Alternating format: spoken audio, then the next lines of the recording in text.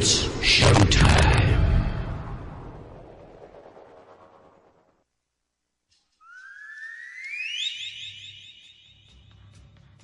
Okay, Tokyo, South America, Australia, France, Germany, UK, Africa. Here we go. Head On with Bob Kincaid. 3 hours of conversation, cussin' and a discussin' with America's only born and bred Southern liberal talk host. Head On with Bob Kincaid is brought to you each night by Coal River Mountain Watch.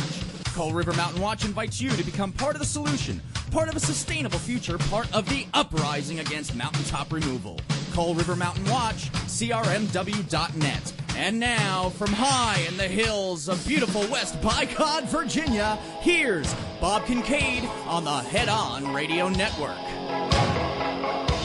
Well, howdy.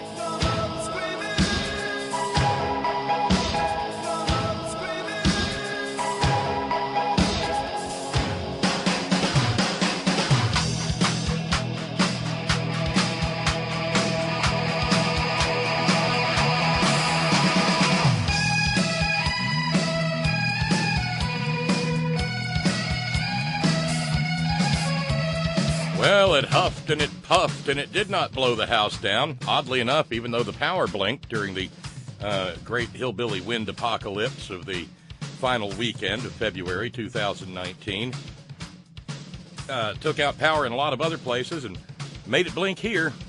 No, we're still here. This here program is live. It is the 25th day of February 2019. This is The Horn. Headon.live is where you'll find us online. That's the easiest way to get the stream. But, of course, you can also find us at whiterosesociety.org and TuneIn and Roku and Stitcher and Spotify and Podbean. And, gosh, we make it so easy to get the program. Hi, I'm Bob Kincaid. It's Moran Monday. We had sunshine today, I feel. Whoever wasn't paying the bill for sunshine apparently got caught up, because we got sunshine today, and makes all the difference in the world. Oh, yes, it does. So I'm happy to announce, because we start the program with thanks, I'm happy to announce that we have 4 days of fundraising-free February between now and Thursday. How awesome is that? Thanks very kindly to our subscribers, Pam in Washington. Thanks to James. Thanks to a brand new subscriber, Mellow Moonlit Meadow. Thank you very kindly to a subscriber of longstanding, our buddy Philip in Maryland. Thank you to Stacy. Thank you very kindly to Arnold. And wait, now we're into we're back into Friday. And then thanks in particular to people responding, because we ended Friday with a deficit anyway, and I put up a post over the weekend, and some people responded. Thank you very kindly to, let's see, did I get that? Yeah, James and Asa and Kay and Samson and Ralphs and Vincent. No, Vincent there. Vincent jumped in and did a have a show on me, and then there was Randy who jumped in and helped, and Tracy jumped in and did a half a show on me. So we are done. Thank you so very much with fundraising for the month of February, and there's nothing left now to do except thank all the subscribers for the remaining few days. So thank you very, very much indeed. We made it. That's awesome. And so we can take a little bit of a breather. Bills got paid. Oh, there was a frenzy of bill paying. And so now we'll just start sweating March, but we're not going to start sweating until Friday, when, my money is on rooting for March to come in like a lion, so it'll go out like a lamb. I believe in all of that old geezer wisdom sometimes, and some of it seems to work. So maybe climate change won't turn it into March comes in like a lion and goes out like a thundering Tyrannosaurus Rex or something like that. That's where my hopes are. Now, here we are. It is Moran Monday on the Horn. Oh, dear Jesus. We got plenty of them. And I've got a program note for the evening as well. Here in about, 55 minutes or so, we're going to be joined by my good friend and your good friend, Dan Fisher, movie and television technical craftsman and longtime aficionado of film and TV. And we're going to deconstruct the Oscars from last night. Yes, I know we do a lot of serious policy stuff, and sometimes we carry on and we cuss and we deal with a lot of really sordid and serious issues, but sometimes we have to get a little shallow. Interestingly enough, though, with the Oscars last night, it's not so shallow. No, it's not, because we live in the age of Julius Caesar's reign over the United States of America. So we can't be. So even an awards show turns into a political adventure.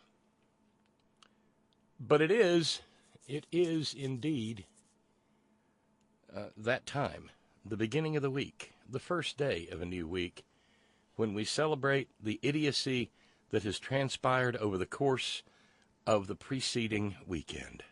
You've got to remember that these are just simple farmers. These are people of the land. You know, morons.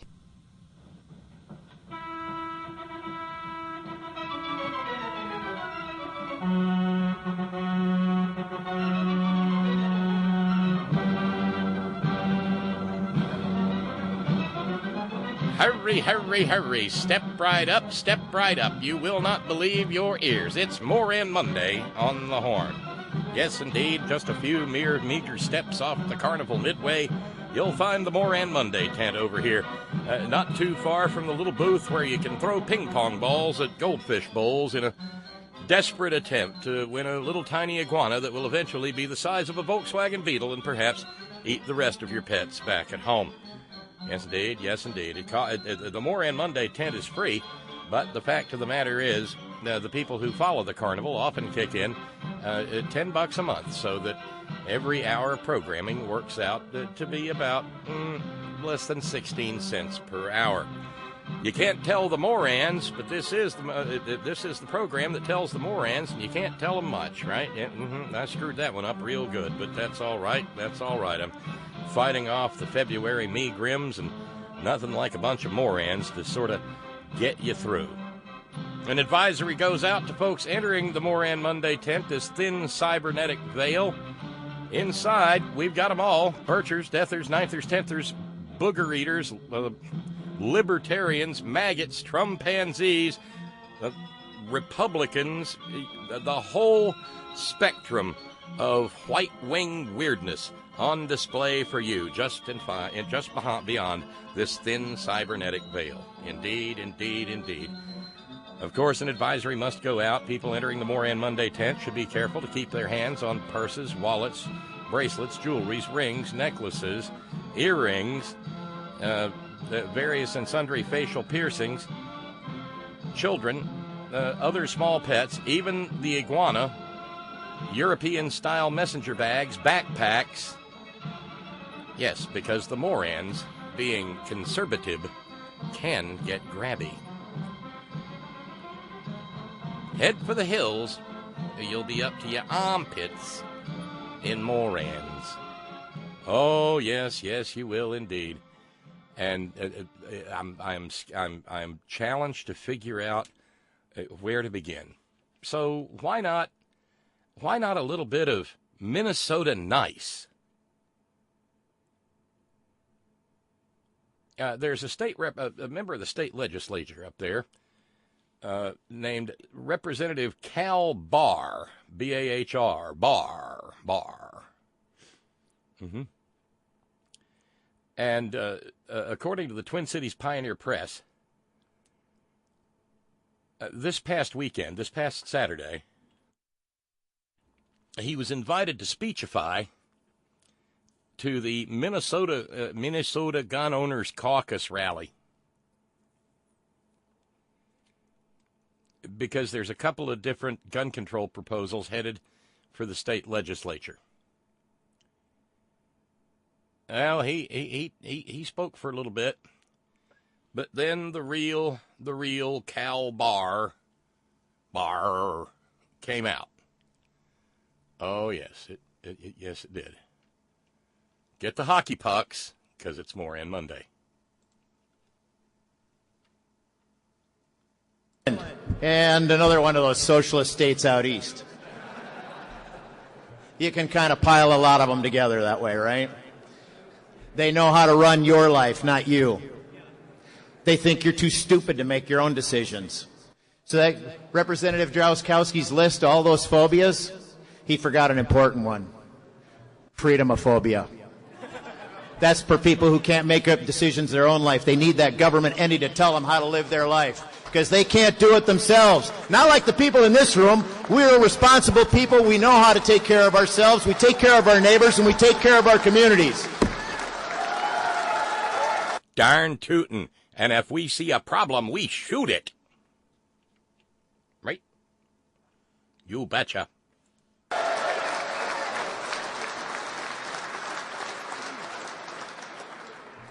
So I read off this long list of infringements on our Second Amendment rights, our rights of personal defense, and as others have mentioned, the right of defense against a tyrannical government. Some days, you feel like the frog in the boiling water. Just exactly how long are they going to just keep notching it up a degree here and a degree here and a degree here until you've had enough? That line is for each of us to decide, each on our own terms. There you go. There's a lot of us in this room that have had enough, and it's time to start riding herd on the rest of these people that want to take your rights away from you. They will not go quietly into the good night. They need to be kicked to the curb and stomped on and run over a few times. That's right. They need to be kicked to the curb and stomped on and run over a few times, dear. Absolutely, because that's what democracy is all about. If you don't like what somebody's saying, you kick them to the curb and you stomp on them until they learn to keep their filthy liberal socialist commie pinko mouth shut. That's what you do. And then you pistol whip them a little bit and you ask them if they've had enough. And when they say yes, then you hit them in the head a few times with the butt of your rifle gun. Dare hey. Absolutely. Oh, wait. Dare hey. That's a Wisconsin thing. Sorry about that. Dare hey.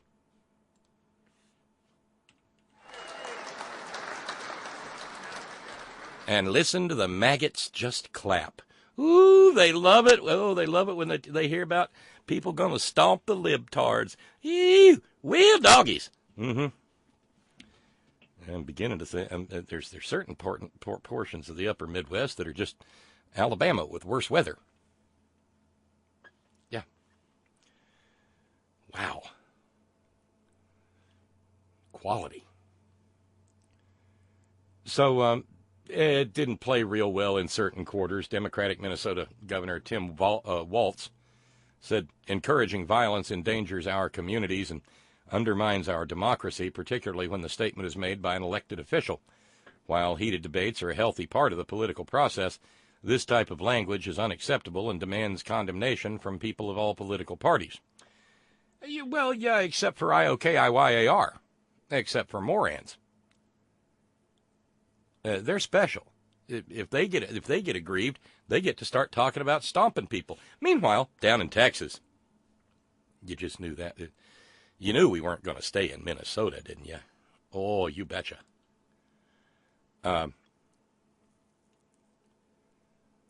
Meanwhile, down in Minnesota, or down in Texas, not Minnesota, you might recall that for some time now, I have been preaching an idea. Not preaching, come on, Bob.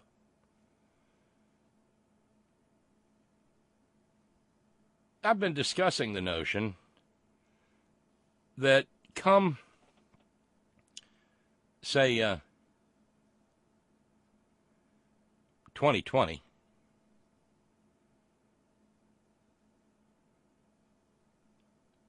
we have to dare to dream. We have to imagine a world without Republican senators. a world where we throw Mitch McConnell out of office, and we send his chief henchman, John Cornhole, along with him. Because they're both up for re-election in 2020. It's my personal hope that there will be a vibrant Democratic candidate to run against John Cornhole, because it's beginning to look like he might have some tendencies that we're not real fond of here in Merca. Or at least we didn't used to be fond of, or at least that we used to mobilize the entire nation to fight against.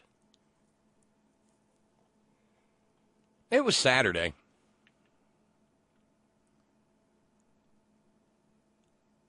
No, it was yesterday. It was yesterday when Senator John Cornyn, at John Cornyn on Twitter, JOHNCORNYN, if you want to look it up for yourself. It was yesterday, Sunday, when John Cornyn took to the Twitter machine and posted, and we've all done this. That there are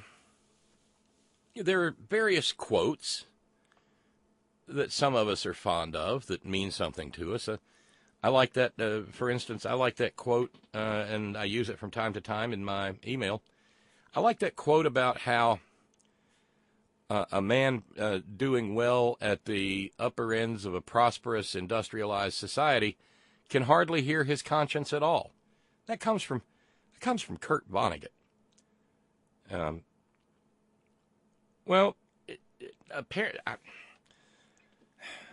John Cornyn is not a Kurt Vonnegut fan, as far as I can tell, because, among other things, Kurt Vonnegut actually fought in a war, the Second World War. He was captured at the Battle of the Bulge, marched his ass all over Europe, wound up in a prison camp in Dresden, in Schlachthaus Nummer 5, Slaughterhouse 5, hence the name of the book, and saw the devastation of an unnecessary bombing on a civilian population and became a rather anti-war thereafter.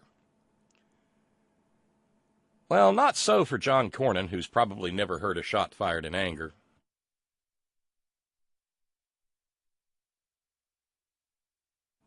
John Cornyn has a different hero from that era, and on Sunday, he tweeted, quote, "We were the first to assert that the more complicated the forms assumed by civilization, the more restricted the freedom of the individual must become." Close quotes. Benito Mussolini. I guess we're there now.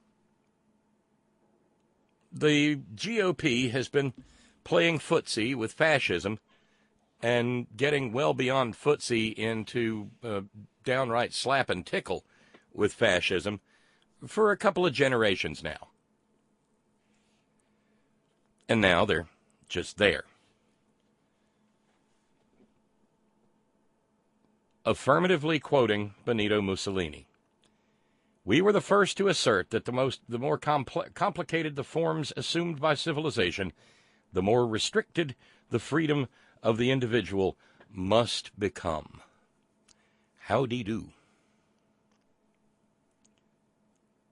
This is 2019, right? I'm just checking. Because back in, say, the 1930s and 1920s, there were Americans who thought that old Benito there just was so awesome that he shit ice cream. I think in particular, say, of the father of former Supreme Court Justice Fat Dead Tony Scalia. Fat Dead Tony's Fat Dead Daddy was the chairman or the president or the Il Duce or whatever you have of the Benito Mussolini fan club in America. And he raised his son accordingly. And so, like I said, in the 20s and 30s, we had people who were seduced by fascism. Henry Ford, for instance. Or maybe the Bush family, who helped make money for a guy named Fritz Thyssen, known as Hitler's Angel. But you know all this. The IBM, UBM, we all BM, turned out to be fans of the Dritte Reich. But it's been a while since that happened. I mean, like almost 100 years. 80-ish. And I'm sure that some folks, yeah, you're right, Randy and PA adding to the list, or Lindbergh. Yes, I just got back from talking to that charming Mr. Hitler. Yeah, or Joe Kennedy, father of John, father of Joe, father of Bobby, father of Teddy. Joe was a big fan of that Mr. Hitler. It proved a bit of a problem when he was appointed to be the ambassador to the court of St. James there in London. We've had our fascist fascinations, but it's been a long time since I've seen anyone who wasn't a subscriber to like Stormfront or Daily Stormer or a Proud Boy or any of those sick, bizarre, twisted groups. Positively tweeting about quotes from Benito Mussolini, but hey, it's 2019. He's a Republican. A Russian tool is in the White House, and for all we know, John Cornyn got some of those sweet, sweet rubles that pass through the National Ruble Association. So, yeah, go figure. Yeah, he's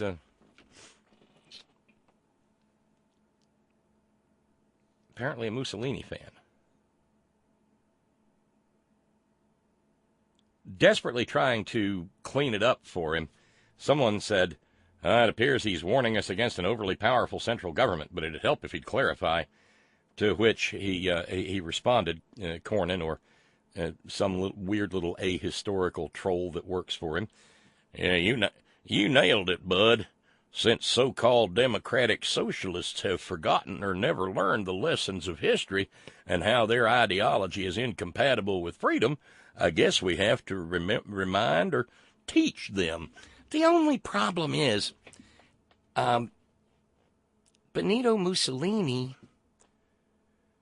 expressly and explicitly rejected fascism and socialism. That's one of those things that you can discover with a fairly simple internet search or by reading some hard copy books. Benito Mussolini was the inventor of fascism, named after the fasces, the bundle of rods and axes that the lictors, L-I-C-T-O-R-S, who were the bodyguards of high-ranking Roman officials, would carry so that they could beat the snot out of anybody who happened to get near the said Roman office holder.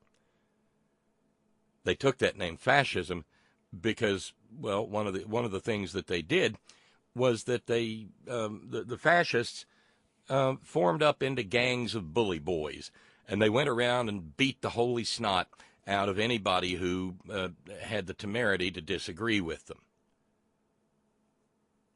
That was fascism. It was later defined by Benito Mussolini, who far more than, say, the little short dude with the Charlie Chaplin mustache, was actually kind of a thinker. He defined fascism as a marriage, if you will, of the vast power of the state and the vast power of private corporate business entities. Does that seem at all familiar? Does that sort of tickle a neuron or two? Yeah, why, yes. As a matter of fact, it does. because that has been the operating philosophy of the Republican Party, bowing and scraping to business in America for pretty much most of the modern era. It's why we cut taxes on corporations and let the government shut down so that people people who work for the government wind up going to food pantries. And commerce secretaries say, well, I don't know why they don't just go out and borrow $1 million. That's what I do. But it wasn't just John Cornhole. No. The little dude from Miami, Marco Rubio.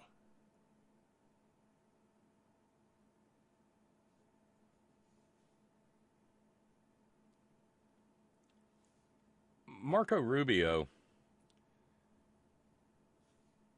sent out a tweet yesterday, and it was a real Lulu, too.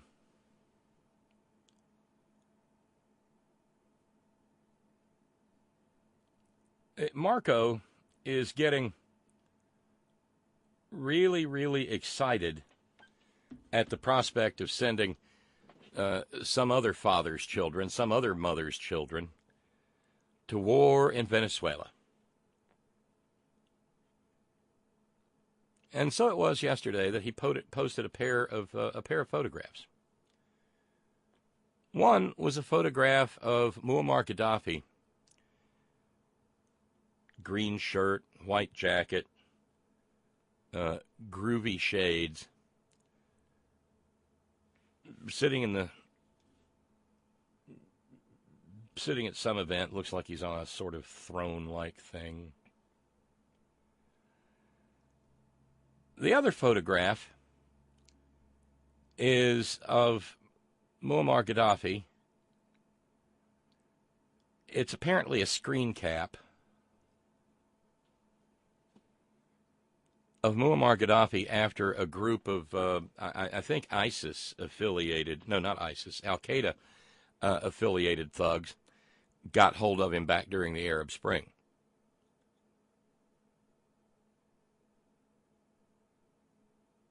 At which point in time they sodomized him with a bayonet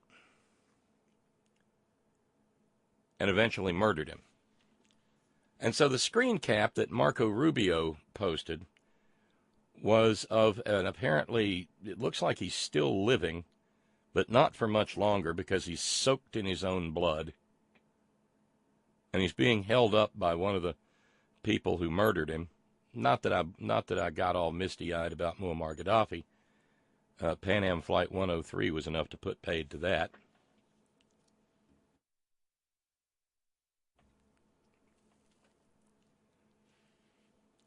But apparently, and remember, of course, that Marco Rubio is a good, God-fearing, upstanding, Bible-believing, Christ-centered, evangelical, fundamentalist, homosexual. Apparently, it got young Marco real excited in his Rubio places. And the reason he tweeted that was because he's getting excited at the thought of doing that to Nicolas Maduro, sodomizing him with a bayonet, in Venezuela. Yeah, sorry, 6:29 p.m. That's not a time check, just noting that apparently dinner is taking it on the chin in the Eastern Standard Time Zone this evening. So, my apologies. But the yearning for bloodshed and death among the fascist Republicans, what did I say about bully boys there a few minutes ago, is getting strong with these ones. And I might piss some people off, but history is what history is. Historian Kevin Cruz tweeted in response, Just a U.S. senator tweeting out stills from a snuff film. Nothing creepy about that at all. Yeah, of course not. But the trouble with having a functioning memory and a rather a halfway decent one at that. Yeah, Monique, you're absolutely right. These people have the same mentality as those who commit prison rapes. Ugh. Well, it's not the same. Not the same mentality. I mean, yeah, they got that, but it's the same. It's the same everything. They're thugs. I mean, there might not be a whole lot to Marco Rubio. You might be able to buy him for what he's worth and sell him for what he thinks he's worth, and never count the loss. He might be so tiny that he has to run around in the shower to get wet. He might be so puny that if he stands sideways and sticks his tongue out, he looks like a fucking zipper. But they all share in common a keening, a yearning for other people's blood, whether it be in Venezuela or whether it be in Iran, whether it be a Venezuelan leader's blood or the leader of God knows how many countless poor people who still support Nicolas Maduro. Because whatever else you say about the issues in Venezuela, one thing is true. Both Hugo Chavez and Nicolas Maduro maintained the support of the poorest of the poor in that country, largely because so many generations of Venezuelan leaders hadn't. Hugo Chavez never could have gotten into office and thereby could never have passed power on to Nicolas Maduro had not the poor in Venezuela been treated so with such utter neglect, such absolute disdain, so entirely shabbily by leaders before them. It's also worth noting that the people who continue to support Nicolas Maduro are not like the people who we are routinely shown on the multimillionaire for-profit media, insofar as in the attempt to shape the narrative, the people on the multimillionaire for-profit media that we see, they're mostly white folks. The people who continue to support Nicolas Maduro are, in many cases, often brown folks. That might tell you a little bit about the income inequality and the root causes of the way people feel and who feels how as well. Yeah. Jesus, it's sickening, isn't it? But there is a hard-on for a war in Venezuela, and apparently Colombia is now a partner in peace as we're staging a bunch of evil shit there. But what I said a few minutes ago, I'm probably going to piss somebody off because I'm going to go ahead and say this. Because history. The business with Gaddafi and Rubio's penchant for snuff porn, well, it comes with something else. I'm surprised I haven't seen it in email yet. After Gaddafi was killed, someone else remarked upon his passing. It's just a fact. We have to be grown up enough to deal with facts.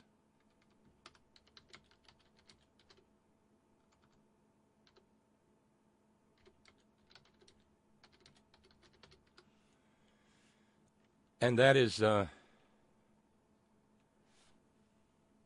something else that occurred at the time that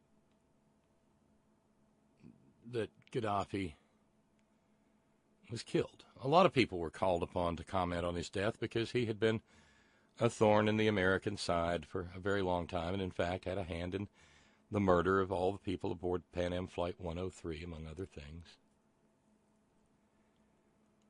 But we had struck a deal with him. He had promised to do certain things, we had promised to do certain things, and, well, it kind of seemed to be working there for a little bit. But I guess not so much.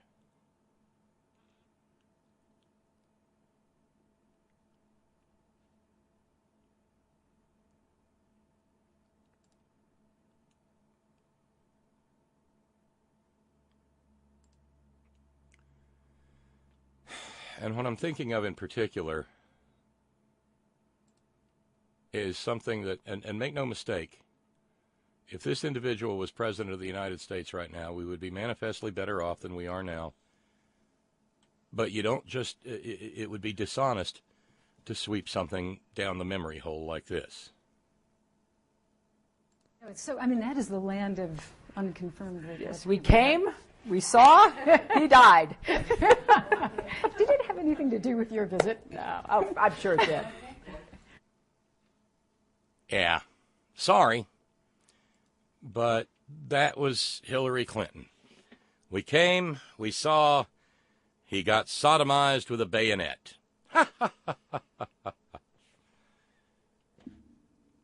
That was one of the things that, well, she had a talent for saying the wrong thing at the wrong time.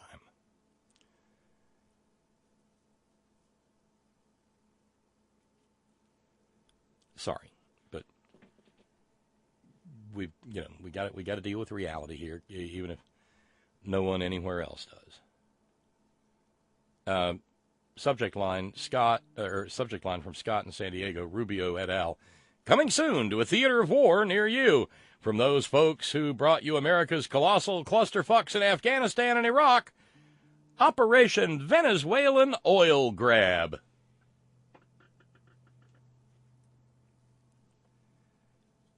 What is all of America's oil doing under all that Venezuelan dirt and water?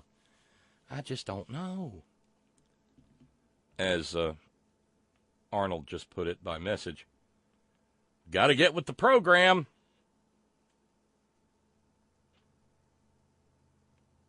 Or get dead.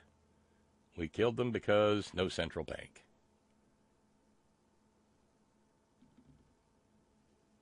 Arnold said, I knew you were going to play that clip.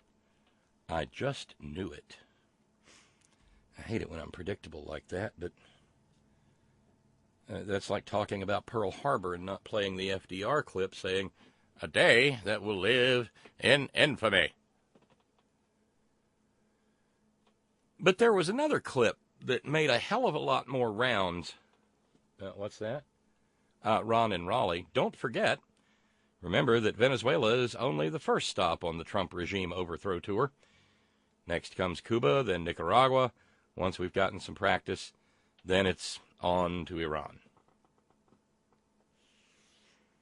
And by the way, do not look to this program for a discussion of R. Kelly this evening. Not because it doesn't matter, but because there's nothing to report. The thing will make its way through the criminal system, and then we'll see if the criminal system works well enough to do justice. Now, if I was going to run off with a lonely little $5 bill, well, a pair of lonely little $5 bills, to say, oh, Harrah's in Reno, I'd put one $5 bill on Robert Kraft pays no penalty, does no time for participating in not only prostitution, but a non-consensual human trafficking and sexual slavery scheme. No, he'll get away with it. I might even add a $5 bill on, and the NFL does nothing to him either, because after all, the shit that'll, let's see, things that will not get you in trouble in the NFL, things that will get you welcomed, things from which you can be welcomed back with open arms. Prostitution. abusing and physically assaulting women in various different forms. Yeah. The only thing that'll get your ass bounced out of the NFL is smoking dope or kneeling during the national anthem as a form of protest against the number of African-American and particularly African-American young men who are regularly and routinely slaughtered by the police. That shit will get you bounced. Pay attention.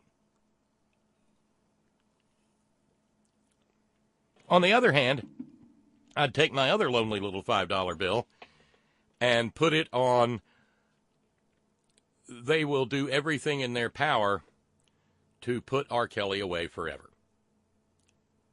And that is there's no commentary there on whether he has it coming. It is merely a commentary on the sort of different way that the criminal system works under different circumstances. You see what I trust you see what I mean.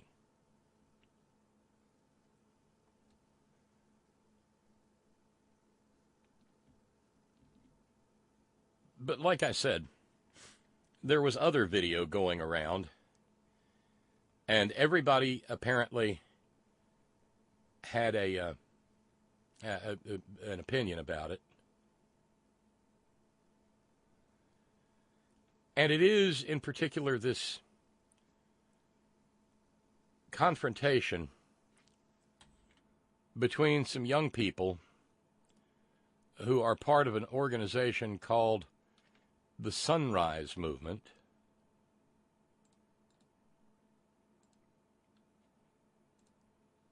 and of all people,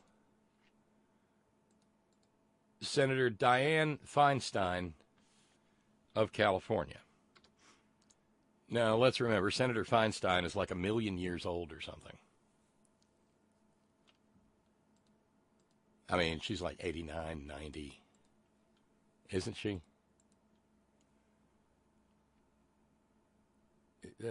Yeah, it's...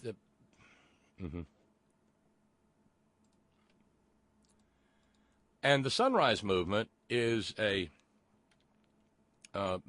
political group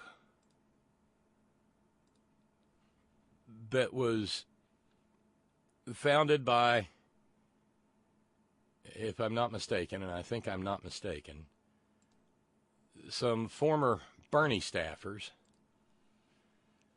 and they got some free office space from the Sierra Club, and they got $50,000 from somewhere else.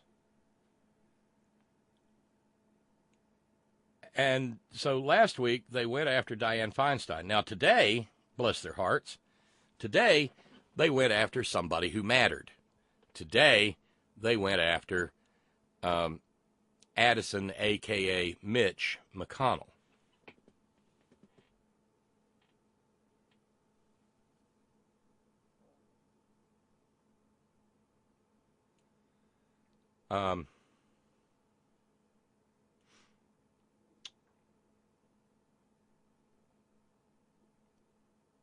Which is kind of where any such pressure is going to have to land.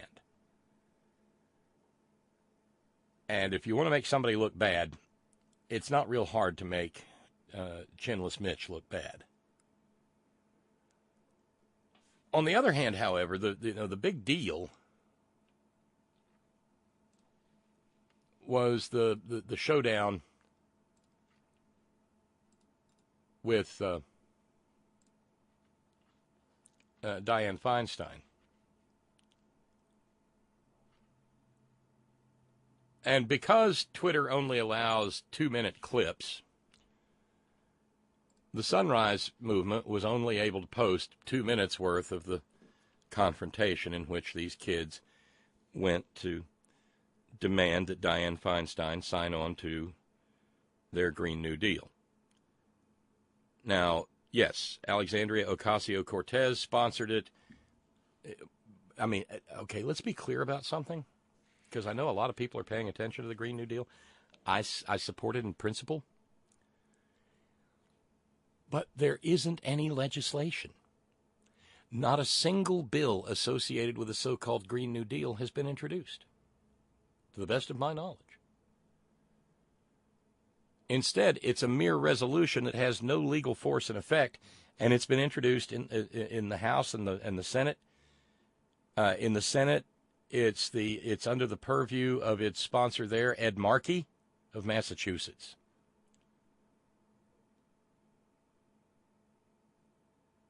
And it is being used, Chinless Mitch got in a real hurry to come out and say, oh, we're going to vote on the Green New Deal. I want these goddamn Democrats to stand up and say that they don't want Americans to be able to eat hamburgers or drive cars anymore, because that's what the Green New Deal's about.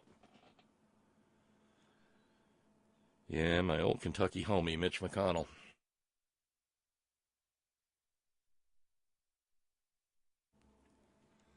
So they're going to be voting on it, even though it's a meaningless resolution that that if it passes, won't be anything. It'll just be another thing that the Senate muttered something about. And so this is that moment.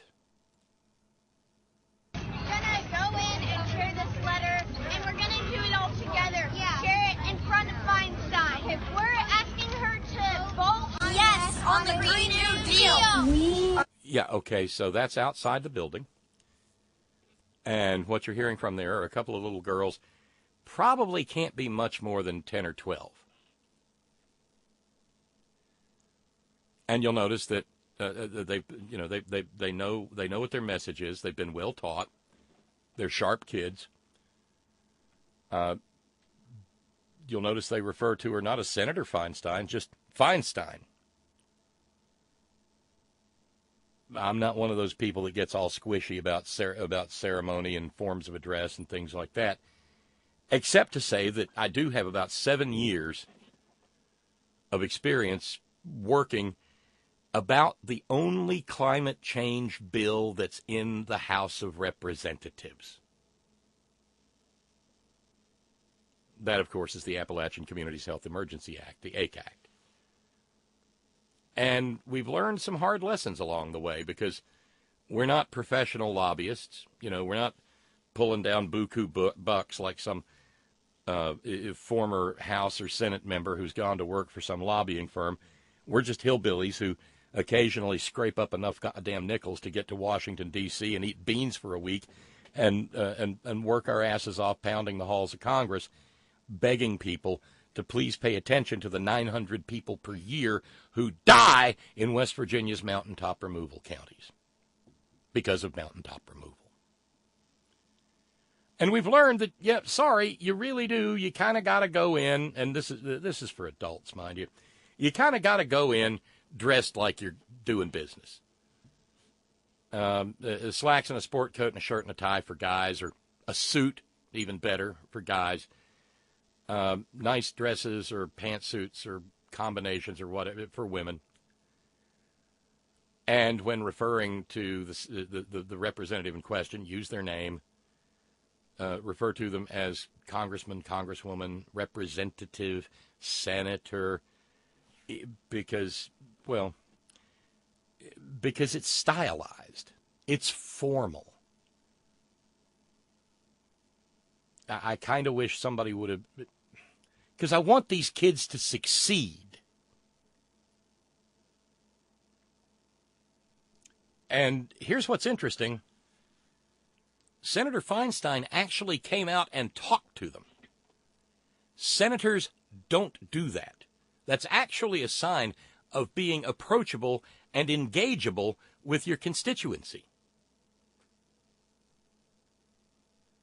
Maybe because it was kids. I don't know. But for the most part, when you're doing this kind of work, you talk to a legislative aide or the legislative affairs director, or you talk to the environmental LA or the human health LA, or somebody who's on staff, or a newly minted PhD who has a PhD in some relevant topic. And so you're sort of, it's like that game of telephone, and you hope they get it right. And sometimes they sit there and they take notes, and they pay close attention to what you're saying, and sometimes they sit across the table from you. I'll never forget one day when an aide to someone who was running, a Democratic senator who's running for president, sat there and played with her hair. Never wrote a goddamn word down, just sat there and played with her hair. And that's when you know you're not getting through.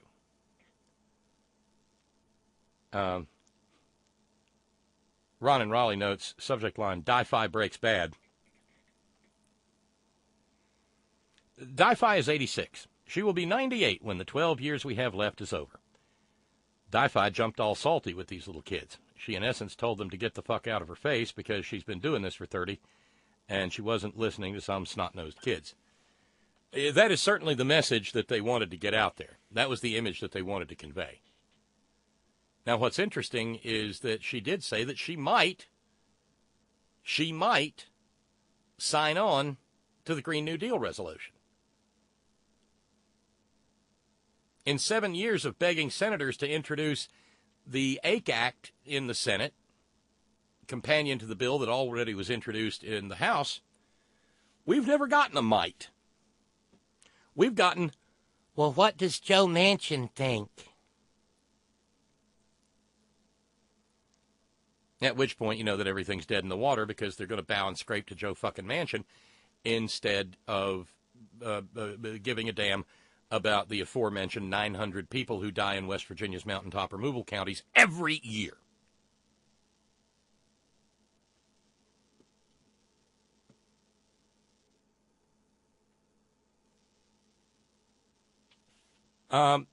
Monique with a good question. Shouldn't these kids be starting with House members?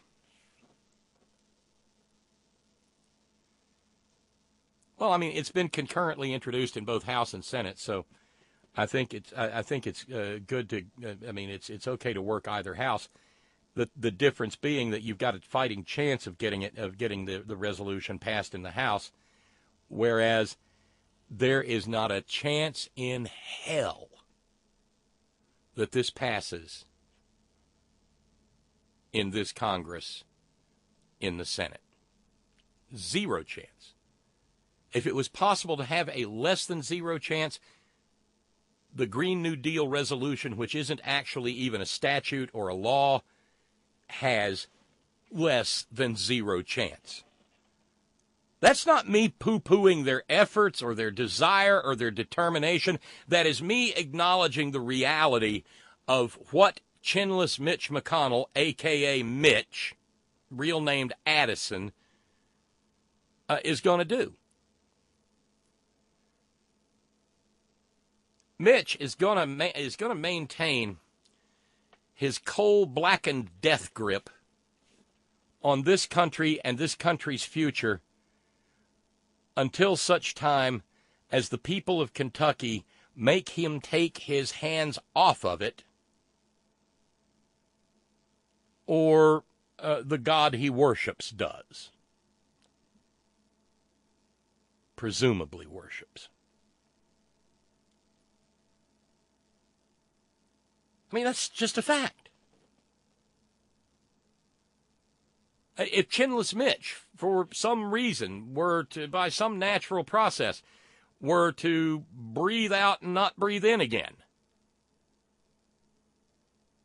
John Cornyn, the aforementioned Mussolini fan, would step into his position and do the same thing. Darlene in Connecticut with a note. Feinstein could have used that as a teaching moment with the children, discussing the difference between a resolution versus a bill, etc. Instead, she blew it with these younglings. Could have fooled me that she has 7 grandchildren of her own. Well, hell, her 7 grandchildren are probably 60. Wonder how often she actually engages with her own grandkids. Her resistant, arms-crossed, cocky schoolmarm attitude was pathetic and deflating. Feinstein looked uncomfortable. Jesus, be a little nicer and act like a grandmother at least. They are her constituents, after all. Kids can really reveal someone's true character. We'll see if she signs on to the green dream, as Pelosi acidly called it. This is some serious shit if you have kids begging for their representatives to hear them. It is serious.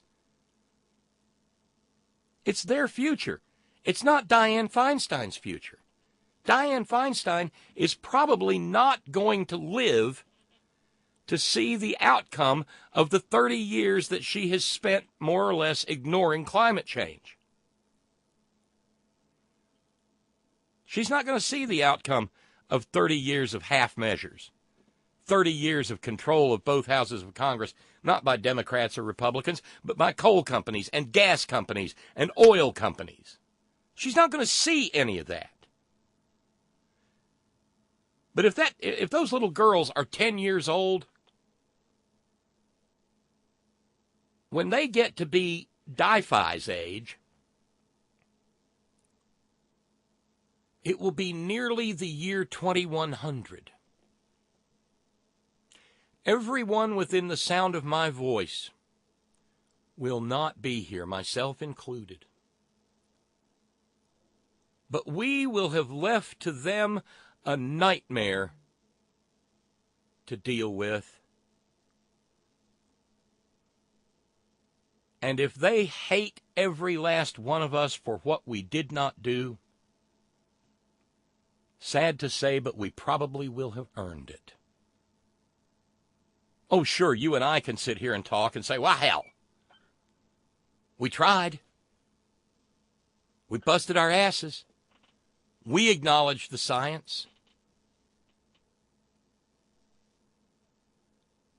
But we were ineffective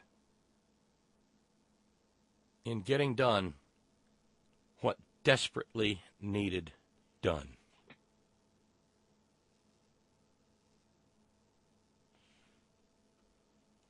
Regarding Senator Feinstein, Scott in San Diego says, the reaction toward the visiting kids by her esteemed crankiness put me in mind of the young missionary Mark Twain once wrote about.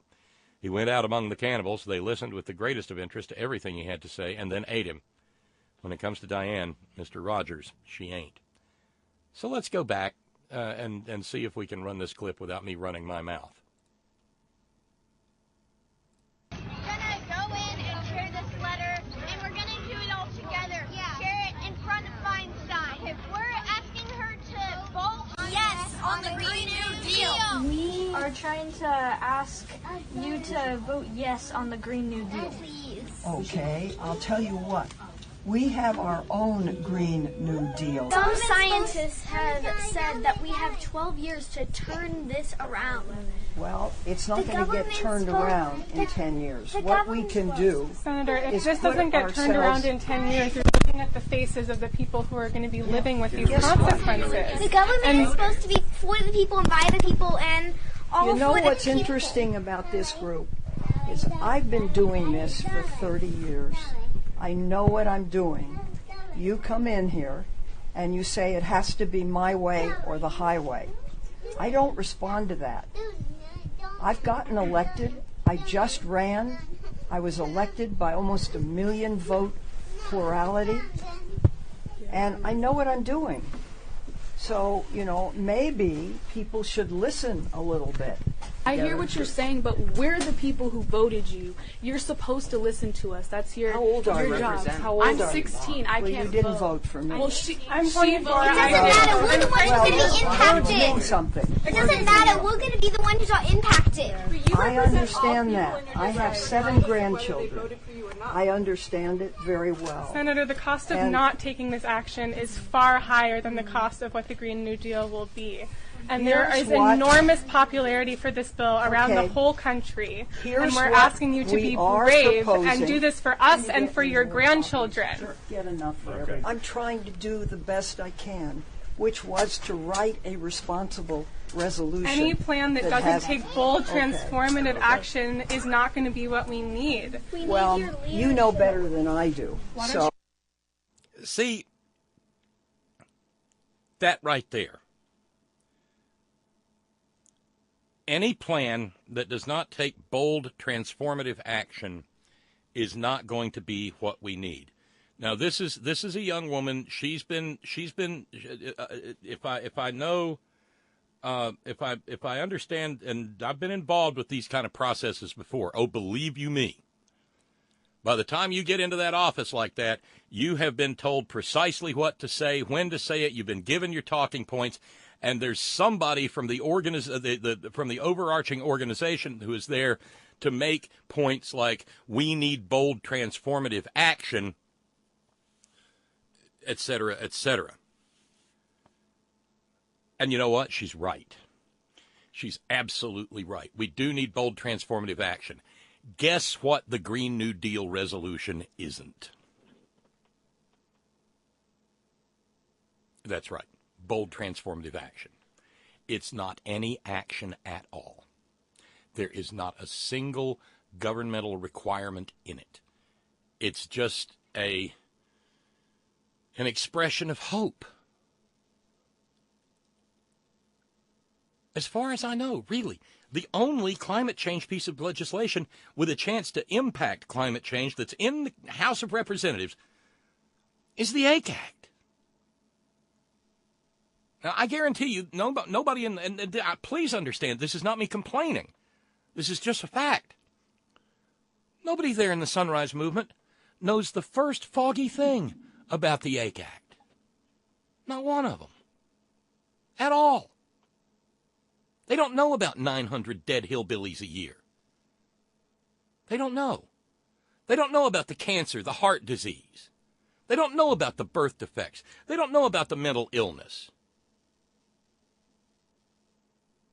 They don't know about the more than 24, approaching 30 peer-reviewed, published science journal articles documenting everything that we talk about with regard to mountaintop removal. They don't know.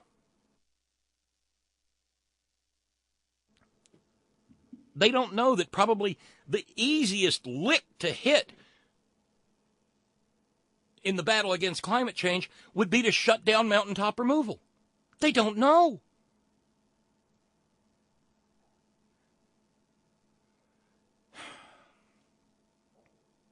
How much more wonderful would it have been if Senator Feinstein would have stood there and said, here, let's go. I'll walk with you. Let's go to Senator McConnell's office, because he's the problem. And when we're done in Senator McConnell's office, I'll take you to Senator Cornyn's office. And when we're done in Senator Cornyn's office, I'll take you to Lisa Murkowski's office, because they're the problems. They're the people who think that climate change, who agree with Donald Trump that climate change is some sort of Chinese hoax to steal all our golf courses. Come on, kids, let's do that. That's how you handle that.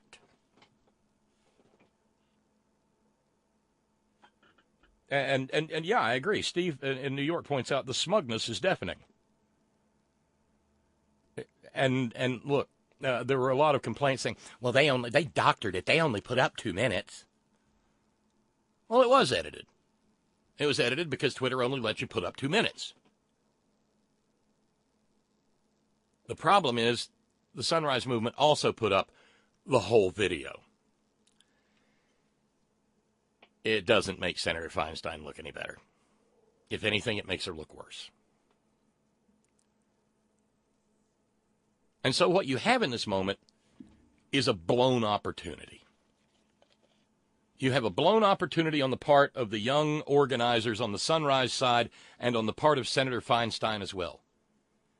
You had a chance for a dialogue here in the most rarest of circumstances in which the senator actually comes out and talks to you, and both sides blew it because they were not prepared to dialogue. Each side was prepared to preach. And what a pity that is. Maybe we'll talk about this a little bit more later. But right now, as previously promised, on the line, from the far reaches of New York, is our buddy, Dan Fisher. Hey, Dan. Hi, Bob. How are you? Well, I'm fine. I was just listening for about the past 5 or 10 minutes. Yeah, sorry, I just had to wrap. There's nothing to be sorry about. I'm grateful you had those things to say. And just listening to the passion in your voice, it sort of made me wake up a little bit like, oh, yeah, this is just about the little video segment I clicked on and then, oh, isn't that interesting, and clicked off. You're making me look beyond the surface and the means and to consider the subject matter and the depth of it, and to go beyond just what gets clicks and what gets people mad and yelling at one another. And so thank you for that. I could have sat and listened to another 10 minutes of it. I mean, it almost feels kind of silly that, when am I going to talk about, if I talk about movies or something, how can I follow up that act? Because it's just so I think the reports I've read say that, there's plenty to talk about, and some of it touches on the deadly earnest seriousness of what we're moving toward in 2020.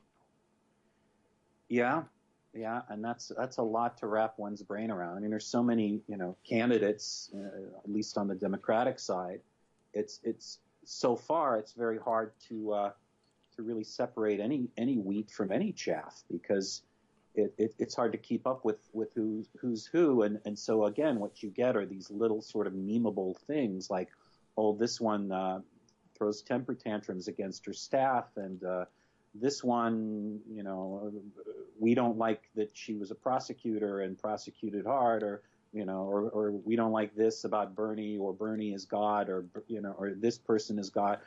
There's no conversation at all. It is talking points, and one thing, what's coming up, that's all it's going to be from even the most well-intentioned people is throwing talking points and yelling and nobody really listening, nobody really conversing. And see, the thing is, Dan, we haven't even gotten to the point of to the point where the long knives come out, because all of these candidates, even though we have a record number of women running, will eventually get the long knives out. Well, you have to. I think that Trump's victory a couple of years ago showed that long knives work. It gets people's attention. You cannot be a mere policy wonk anymore. That's out of date. That's so 20th century. Exactly. But I can tell you one little factoid that you might find interesting, because I didn't quite get around to this. Every single member of the United States Senate who is running for the presidency of the United States, who's running around and talking about, some of them talking about, oh, I believe in the Green New Deal. And I'm not trying, if I'm sounding bitter, I want you to tell me I am, because I'm not trying to. This is just a matter of my experience. Okay. That's all it is. I can tell you that the members of the Appalachian Communities Health Emergency Campaign have asked every single Democratic member of the Senate of the United States, and some Republicans, to please, in the name of 900 dead hillbillies a year, introduce a companion bill to the House AIC Act in the Senate. Would you care to guess how many of them, including the Democrats running for Senate, have said, "I sure will"? Let me guess. It is a literal round number. Am I right about that? It's the roundest number of all. One that approximates a donut, let's say. Invented by the Mayans. Mayans invented donuts? They're bigger geniuses than I thought. God, I love you. No, Mayans invented zero. I know this. But I like donuts too. That's beautiful. But it's the truth. Yeah. We could just go down, as I like to say, the rabbit hole in so many ways that of where we are. I mean, in the whole process that it's become pay for play. It's become what gets attention this week might not get attention next week. So I don't really have to make a commitment to the things I say, and the audience isn't asking for it. Really, we're asking to be excited. We're asking to be stimulated. We're asking to be on a winning side, but we're not really holding any particular feet to any particular fire these days. Yeah. One week it's I hate to say the name, but one week it's Jussie Smollett, A couple of weeks ago, it was the kid from Kentucky. And, just a year ago, it was the Parkland kids. And nobody talks about the Parkland kids anymore. And they won't be talking about Jussie Smollett in 2 weeks because something else is going to happen that'll take over that. And we all have become so attention deficit, including myself. I do get the Sunday New York Times every Sunday, but do I read even just the very first section? It takes me all week to read maybe half of the first section, to really read it, to really not just skim the headlines but I'll try to read at least a couple of articles out of every. And not to put too fine a point on it, but you're a guy who has time to sit around and read, or have until recently. Had until recently, which we'll get into. Yeah, but I still have. Everybody has time. I mean, it's just a matter of how we use it, and I've gotten better at using it. Even now that I'm back to work, but I still don't use it well enough. I still go for the clicks and likes. I still. But some of that too is, look, we're going to get into it with the movie talk, and we will talk Oscars, but it's that line between, am I being too trivial or am I being too serious? Am I going to give myself a heart attack and by trying to take on all of the weight of the world, and will it do any good anyway? Or do I piss off, do I get into those conversations where I piss off half of my friends because I dared discuss a topic that they disagree with me on, and we spend all day typing our little arguments and counter arguments, and in the end nothing really changes or gets solved?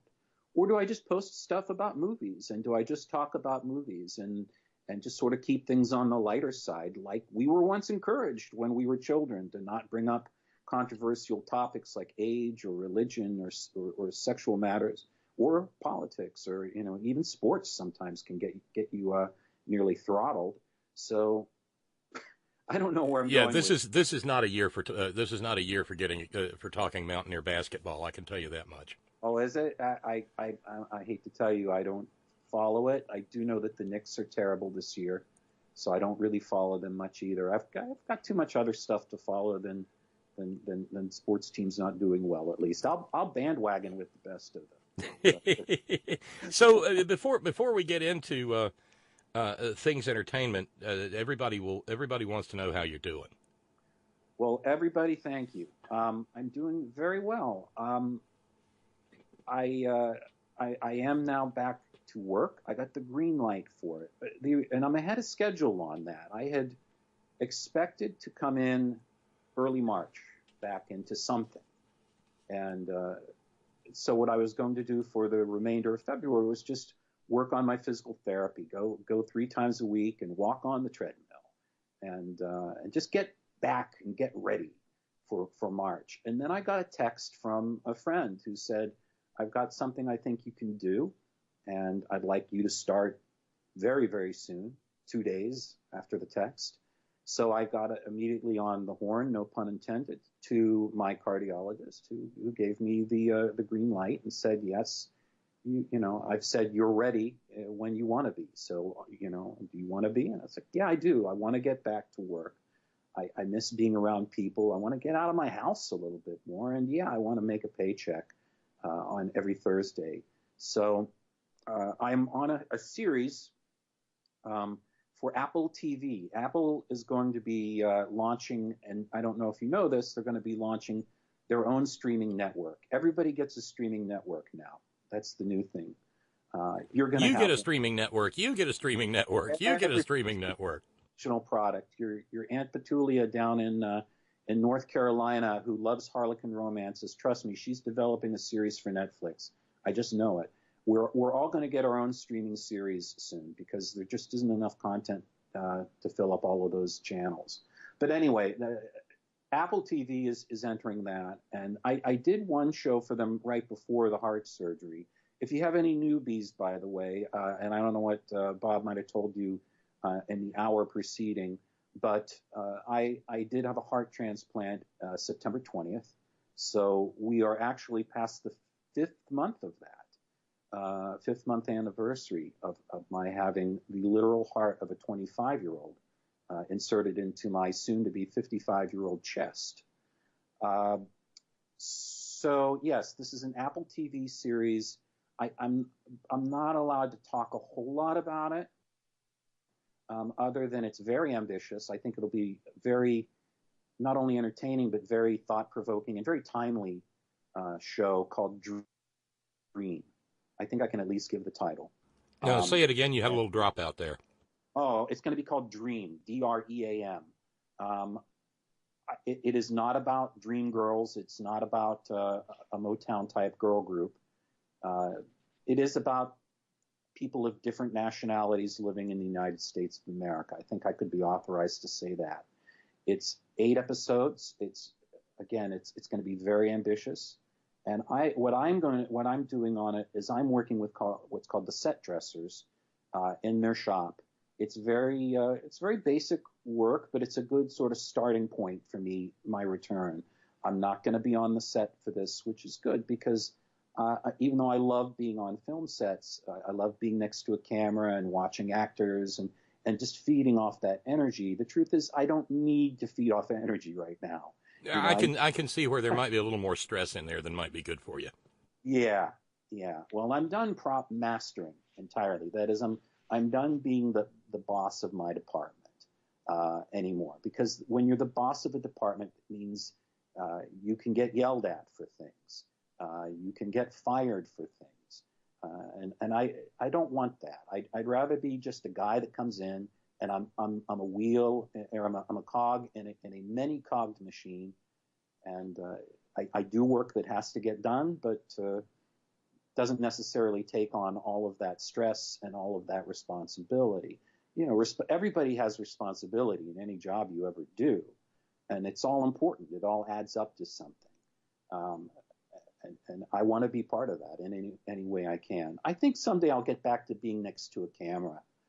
Because I do enjoy that, and it's just fun. It's fun when you see something that just you realize this is working. This is going to be really cool when it comes out on a television set or a movie screen. Yeah, there's a line from a movie that I can't immediately recall right now, but I love it when a plan comes together.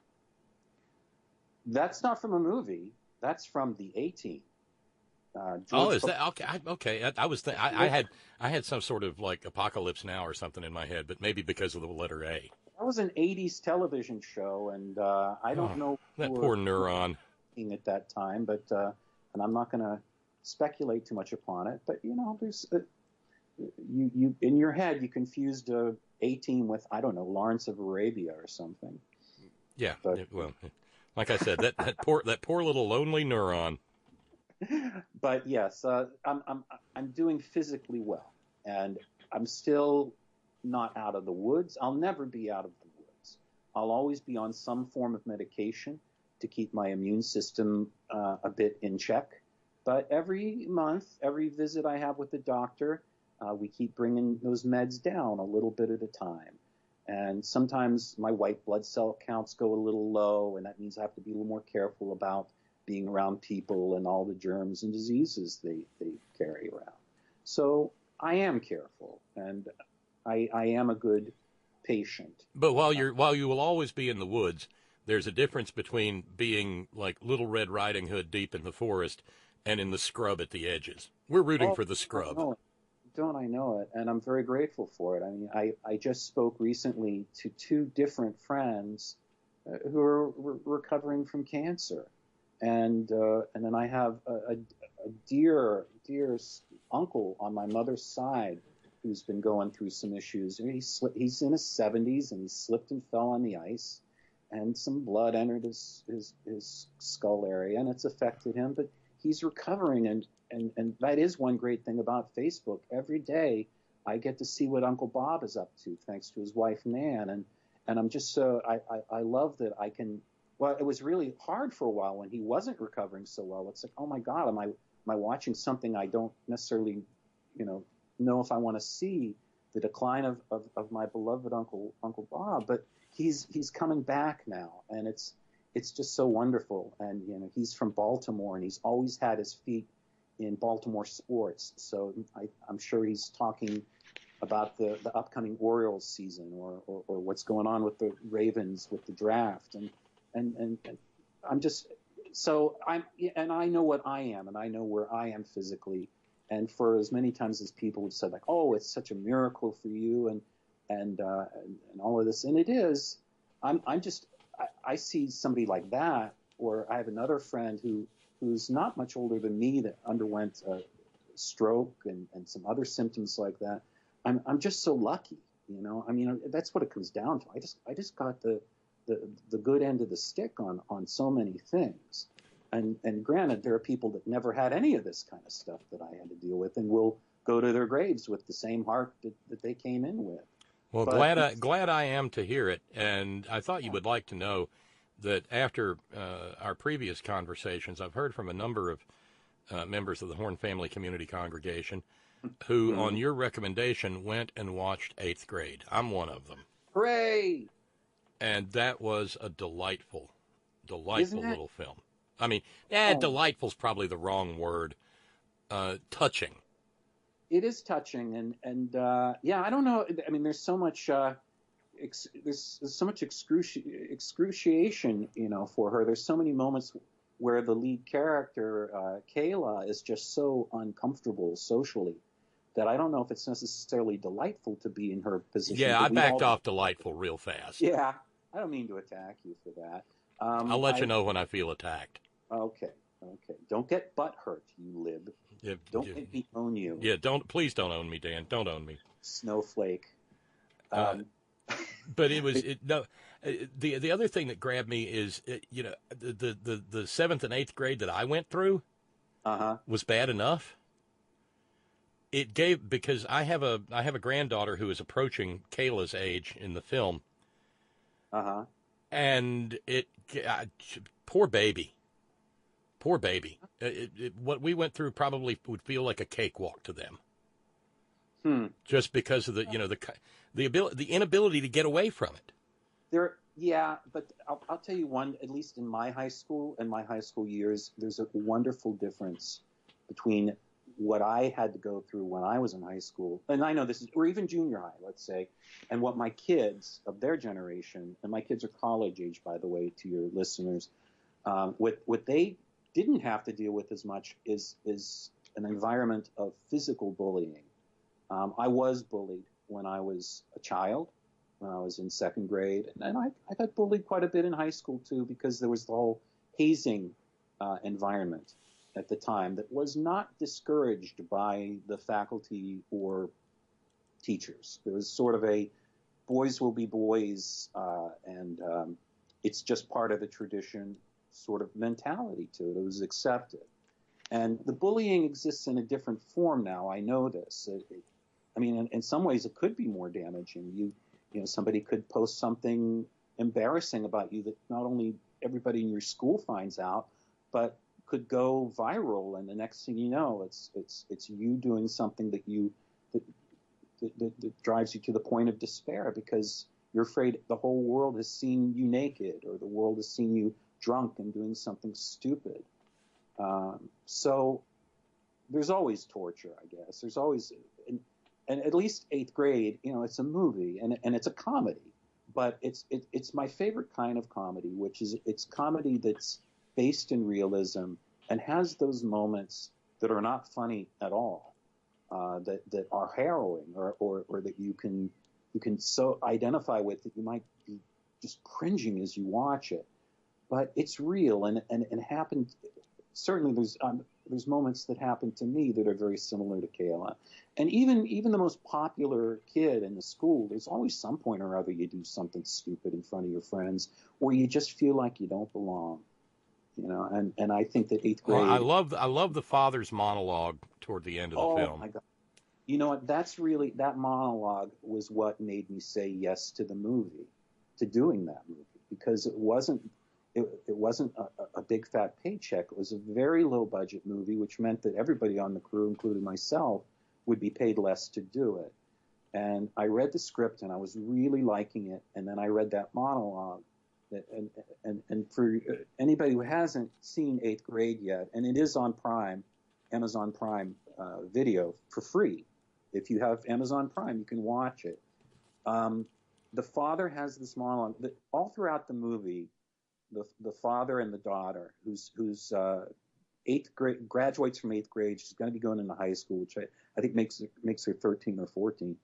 But all throughout the movie, they're having problems communicating because she just really doesn't want to she doesn't have a whole lot to say to her dad, and she really doesn't want to listen to a whole.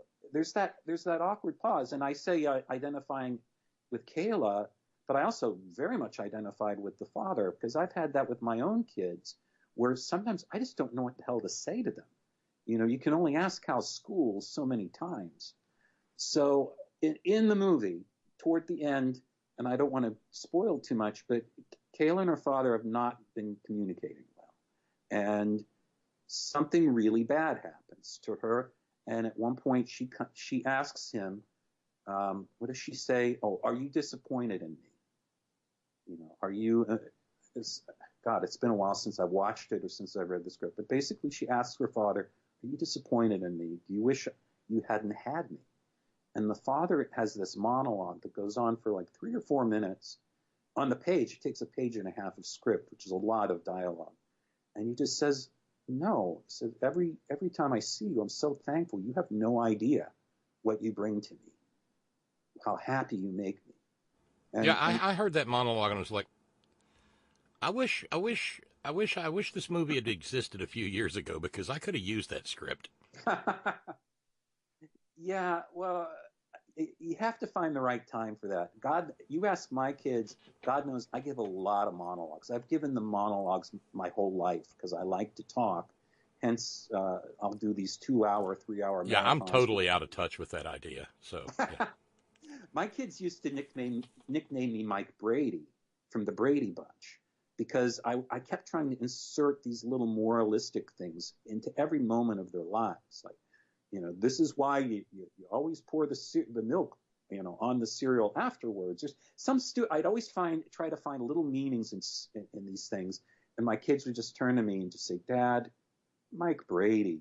They wouldn't even say, "Don't be Mike Brady." They'd say, "Mike Brady, Dad," which meant we get it, we understand. You can stop the sentences now. Yeah, whereas mine often took the form of, okay, who put the empty milk jug back in the fridge? Right. Let's do this again. That's what I was stretching for, yes. Yeah. But it's a beautiful thing that he says, and it's just at the moment she needs to hear it. It's just there, and I think there is that. It's kind of a salvation moment. I've had those moments. I've had them in my 50s, where whether you go to your parents or your wife or your best friend or your preacher or whoever, where you just say, you know what? I'm throwing myself at your mercy. I need your help. I don't know. I'm so lost right now. I don't know what to do. And have somebody and just say, I just think you're the best. I think you're great. Don't be so hard on yourself. That's a movie we need. We need messages like that. We need scenes like that to inspire us. And even if you see the movie and you don't like the movie for whatever reason, there are people that didn't love it 8th grade. But overall, people did. It's won a lot of awards. But if nothing else, I think that scene is just gangbusters. And I just... Well, I did want to ask you about one little trivia point, and I'm guessing it's okay for you to go into this because you mentioned, you know, it's a comedy of sorts. But one of the biggest laughs I got out of it actually had to do with the props in the film. Yeah, which one? Or which? Well, the effect of the scene with the broken phone screen. Uh-huh. I read somewhere that Apple was on board to provide all the computers. Well, you know, what's typical when you do a movie or a TV show where, I mean, pretty much any movie or TV show that takes place within the past 5 years, one of the major props of anything like that is going to be a laptop and a character's cell phone, if not a whole bunch of them. So it's just become standard, and I've done it all the time, to call up a product placement representative. There are people that's all they do all day long is decide whether or not to send out models of laptops to movie companies or TV shows, and how many, and then what to do with them at the end and so forth, and also sort of monitor how much placement they actually get. So the thing is that there is a scene in 8th grade where Kayla, the young girl, accidentally breaks her cell phone. And I knew I've dealt enough with Apple that I knew this could be problematic. But I did reach out to the product placement representative, and she said the magic words, send us a script. And I sent it, and I knew what the answer would be. She said, we can send you pretty much everything you want, but you have to get rid of the scene where the screen cracks, because we don't want it. Everybody knows that Apple screens occasionally crack, but we don't want to see that in a movie. We want people to have the impression that it takes a hell of a lot for an Apple's screen to crack, which is fair. Listen, I'm not knocking Apple at all. They spend a lot of money to develop their products, and they spend a lot more to promote their products. And they have an image of what they want their product to look like. They put the time and the money into that. So it's not up to me to say, well, I don't care what you think. I'm going to show this whatever, and by the way, give me free products. I mean, at the very least, I can depict the product not being what they want it to be, but I should at least have the courtesy not to ask them for free stuff if I'm going to go against their wishes. So anyway, I went to Bo and I said, we can get all the computers and phones, but they want us to lose that scene. And Bo was adamant, no, I don't want to lose that scene. And I have to say something, too, about my judgment and the judgment of our director, Bo Burnham. I really thought that the phone crack wasn't necessary. I was like, is this really worth... I mean, it's a moment, and what does that really matter? There's plenty of other laughs, and there's plenty of other moments. Can we lose that because we're so tight with money? It's like we could save so much money if we just dropped the one paragraph in that scene, or the scene was not very long anyway. If we just drop that little bit, we can save a lot of money for this movie. But Bo held firm, and he said, no, I want to do this way. And you know what? I can understand that choice. Oh, sure. Because movie, I totally get it. Because it adds to her angst. Absolutely.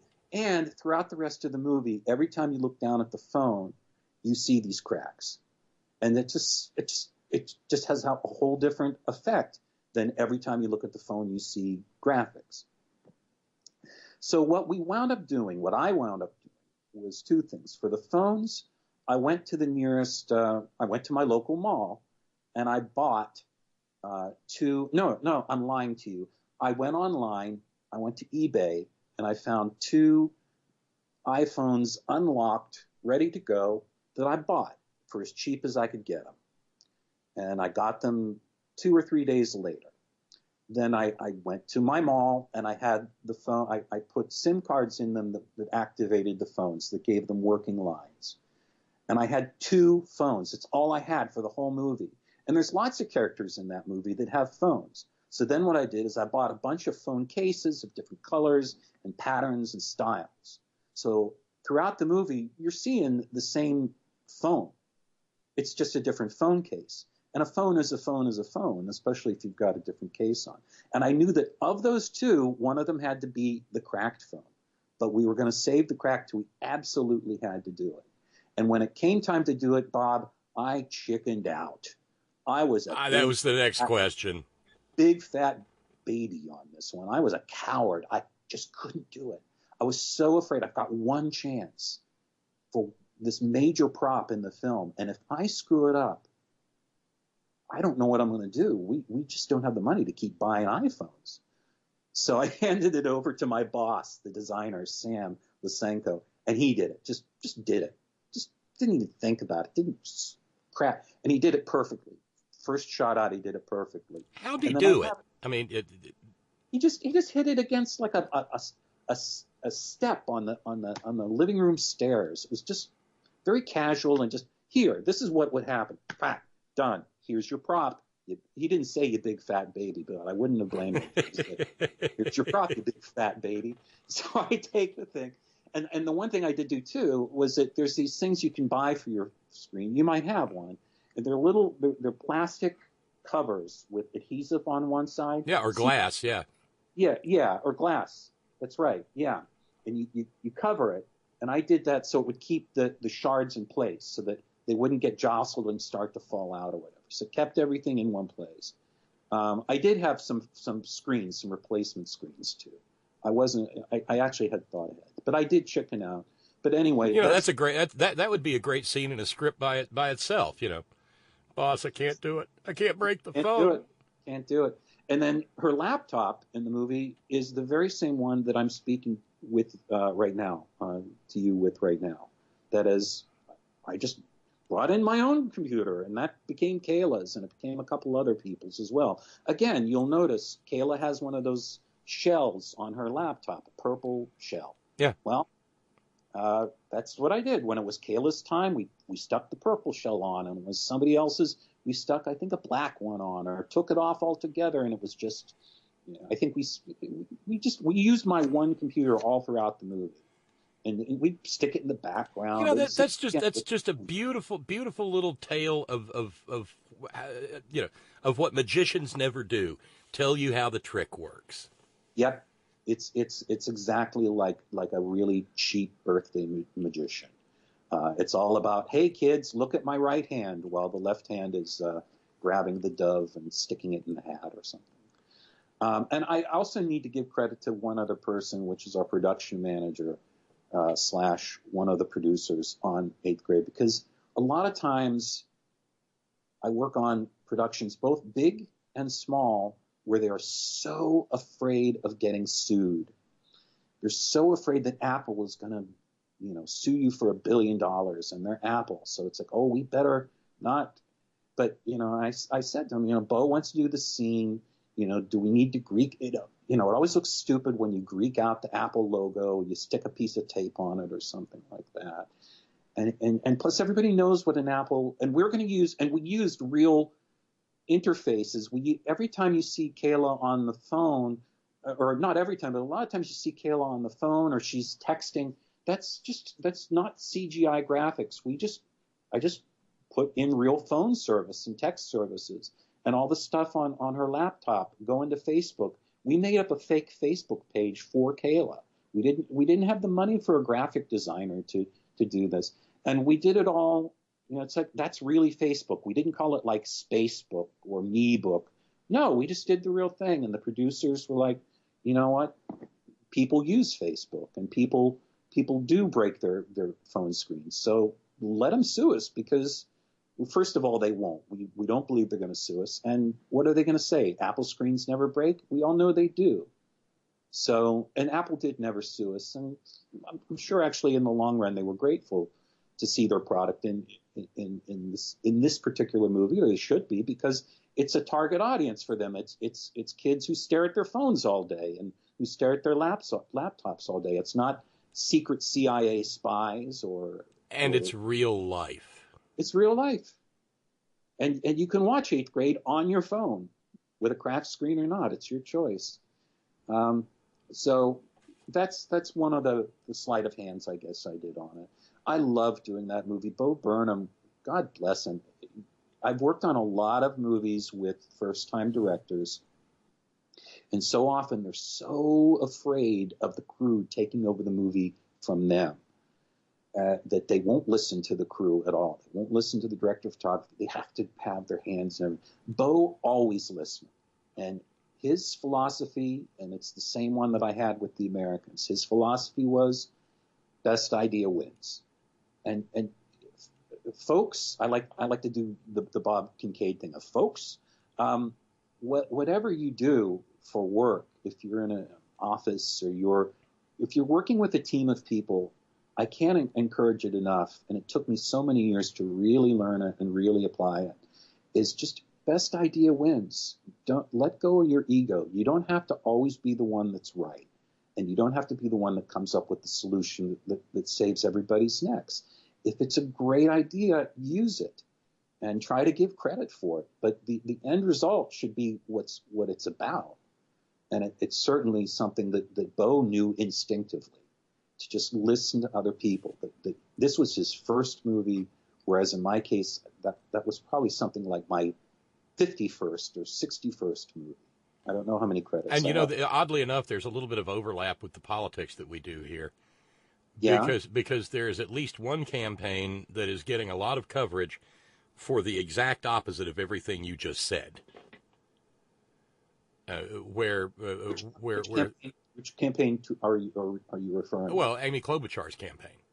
Oh, see, all I followed so far of Klobuchar are the little headlines about what a supposed bitch she is. Well, that's what I'm getting at. The remark where they're walking through the Capitol and it's hot, and she looks at three of her aides and said, "I'd sell all three of you for a bottle of water." Mm-hmm.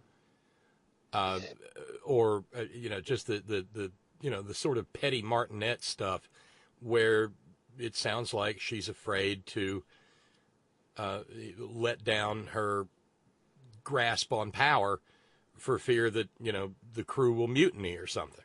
Right. Right. The Captain Bligh approach. I'm gonna utilize and I can be if somebody wants to burn me for it, that's fine. I'll take my licks.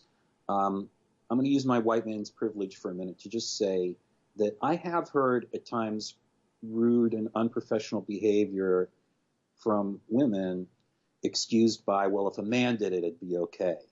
And you know what I say? I say it's never okay. I don't care who it is. You should not, professionally especially, you should not be excused for treating people like shit. I don't care who you are.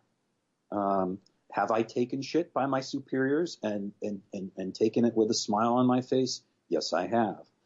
But that doesn't mean I say, well, it's great that, let's say, Darren Aronofsky did it to me, but God forbid that one of the women directors I've worked with does it. No, to me, rudeness is rudeness, and human behavior should try to meet a standard. Have I been an asshole to people working with me, or let's say under me? I'm sure I have. I'm sure I've been snotty. I'm sure I've had bad days where I've said something. Yeah, that's the whole thing. Where is the justification for throwing a binder at somebody? There is no justification. You're treating somebody as lesser than you. You're treating them as lesser than human. And I don't care who you are. I don't care who the supposed victim is. There's no cause for that. I get embarrassed when I see people treating waiters like crap. They're not slaves, and they work very, very hard. I've had plenty of terrible waiters, and there's ways you can at least say, I asked for my steak medium rare, and this is burnt or crisp. Please take it back. You can do that in a way. You can get what you want, which is the steak the way you want it, without castigating somebody, without being abusive. To be nice, to be pleasant, to be civil does not mean you're a pussy. It doesn't mean you give up everything. You just let people walk all over you. No, there's a way to be firm and polite. It doesn't seem because I'm not there, I don't know it. And of all people, I'm very aware of the lines between public perception and what actually happened. But I don't know the specifics or the truth of Klobuchar, and I don't know what she stands for. There's so many, like I said, there's so many candidates right now. I haven't yet looked at all. Well, I wouldn't beat myself up over that, Dan, because the tack I'm taking and what I've been encouraging, because here I'm not allowed to tell anybody what to do or anything, because if I say try that new just add an egg thing it's in the egg aisle in the grocery store because it's quick and easy and it's not bad, I will immediately get an email back saying, stop telling people how to eat their eggs, Bob. Right. And so I try to not to do that. But great God Almighty, it is February 2019. The first primary is a year away, and we don't know who's going to be in the contest. We don't know. We don't know how long any of them will last. Nope. And if you jump out there and go all in for one or another, then that increases the likelihood that we do 2016 again. Uh-huh. And if there's, I see your point. From where I stand, the one thing on this sweet little blue-green time machine marble hurtling through the universe that we cannot afford to do is have 2016 again. No, God, no. Only with a dozen fractures instead of just one. Mm-hmm. And I think we have to be cognizant of the fact that the same bad actors who were bad acting in 2016 are probably bad acting again and trying to exploit. And the thing is, these are weaknesses, and they are weaknesses that they are trying to exploit. Can we get back to fun stuff? Let's go back to the movies. Hey, you know what there was last night? I don't know if you saw. There's this little stupid, cheesy award show. Yeah. Oh, and by the way, see, it took no time at all. Jack in Shreveport just wrote in and said, "Stop telling us what month it is, Bob." Yeah. So you think that was done yeah. cheek? I'm sorry. I guess that I can only hope that was tongue in cheek. Oh, it is. There's one of those a night. Oh, good. It all started back in 2016 when I was not telling people who to vote for. And the Sparkle Fart Powered Unicorn Cavalry Purity Brigade inundated me with "Stop telling us who to vote for, Bob." Even though I wasn't telling anybody who to vote for, except for don't vote for Trump. Well, on my old pal Facebook, I'm almost just ready to give up on applying sarcasm to anything because people don't. There's no emojicon to show that you mean to be sarcastic. I mean, I guess you can put one of those smiley faces or the ones that throw up or a piece of poop or something. But I use the one with the emoji that's winking and sticking its tongue out. Okay, maybe that works. I've yet to find something that really transmits the idea of I'm being sarcastic, folks, that plays on the Facebook page. It just every time I try, I get slammed by somebody. So there's a lot of people out in the world who apparently really, really, really need to be angry. Yep. I'm not that guy. I might have been that guy once upon a time. I am not that guy anymore. Yeah. In fact, there's an Elvis Costello song about that. I'm not angry anymore. I don't remember anything other than the chorus, which is I'm not angry anymore. Oh, he did. He does have a way with words, doesn't he? No, I love Elvis. Oh, yeah. And he is actually a fantastic lyricist. But yeah, the Oscars were last night. Did you watch them?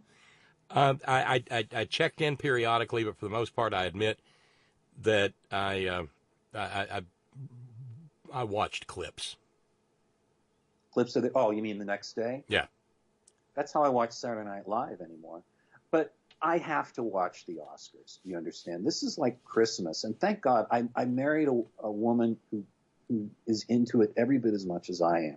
It's Christmas in our house. To skip it would be like on the 25th, just waking up and going out to a House of Pancakes and then coming home and watching TV with no presents, no tree. This household needs the Oscars. We get up for it. We're literally up the morning. Now, are you that way for the Emmys and the Grammys and the rest of them too?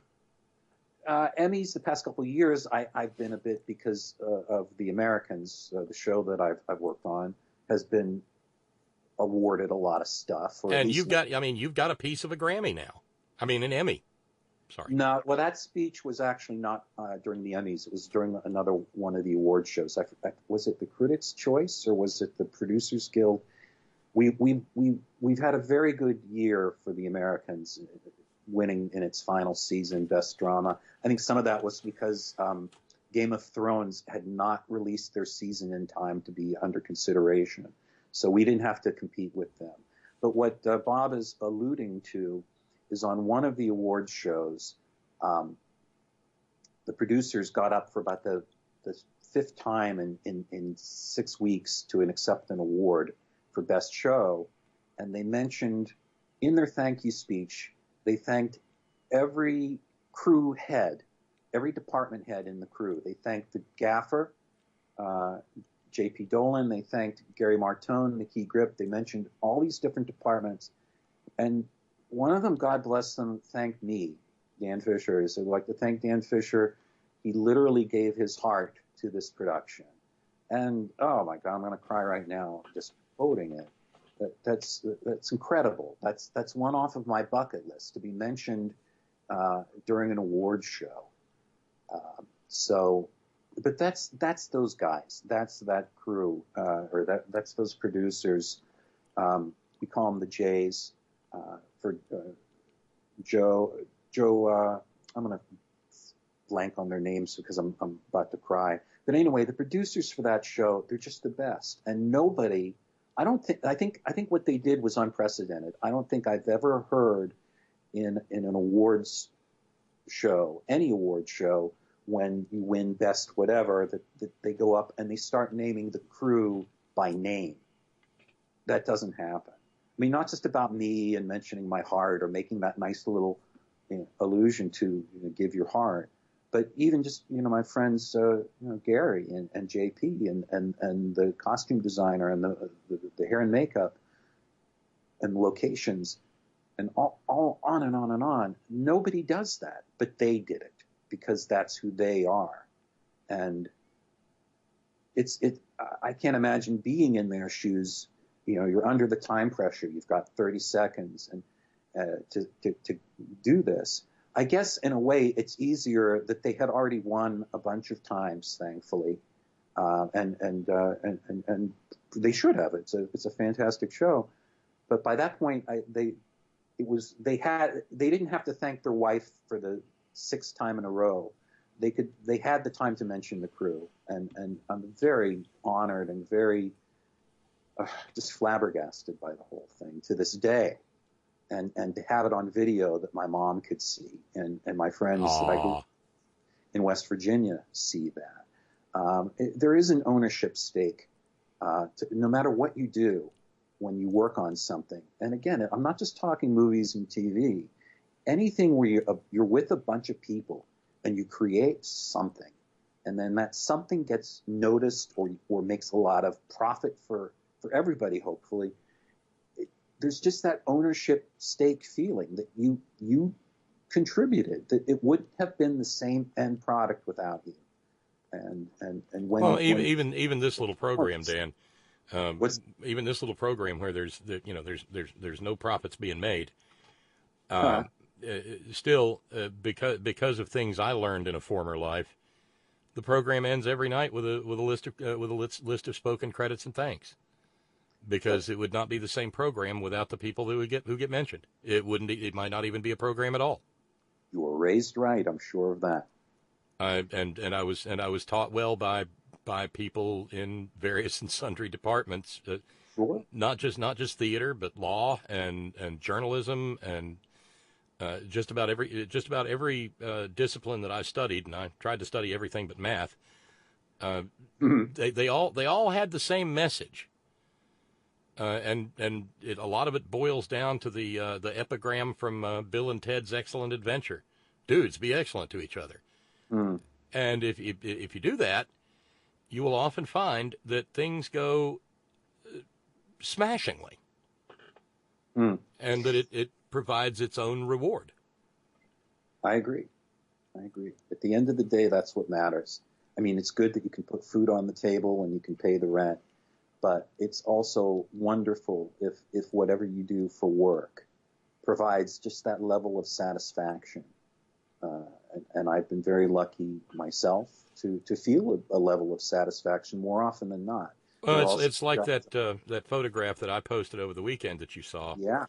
The guy that looks like John McCain. The guy that looks like John McCain is my dad. Yes. And he was a furnace operator.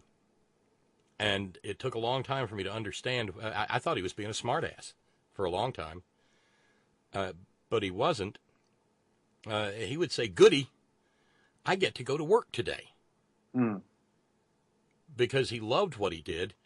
And when I got old enough, probably about the same age as in that photograph, he said, "Listen, if you like what you do and someone is willing to pay you to do it, you win." Mm.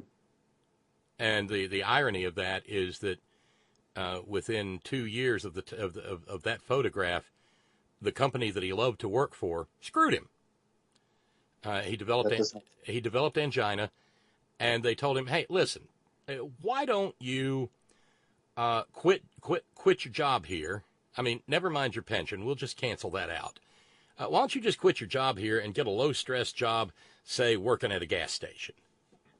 This is, I swear to God, this is very, very similar, including the gas station punchline, very similar to what happened to my grandfather on my mother's side.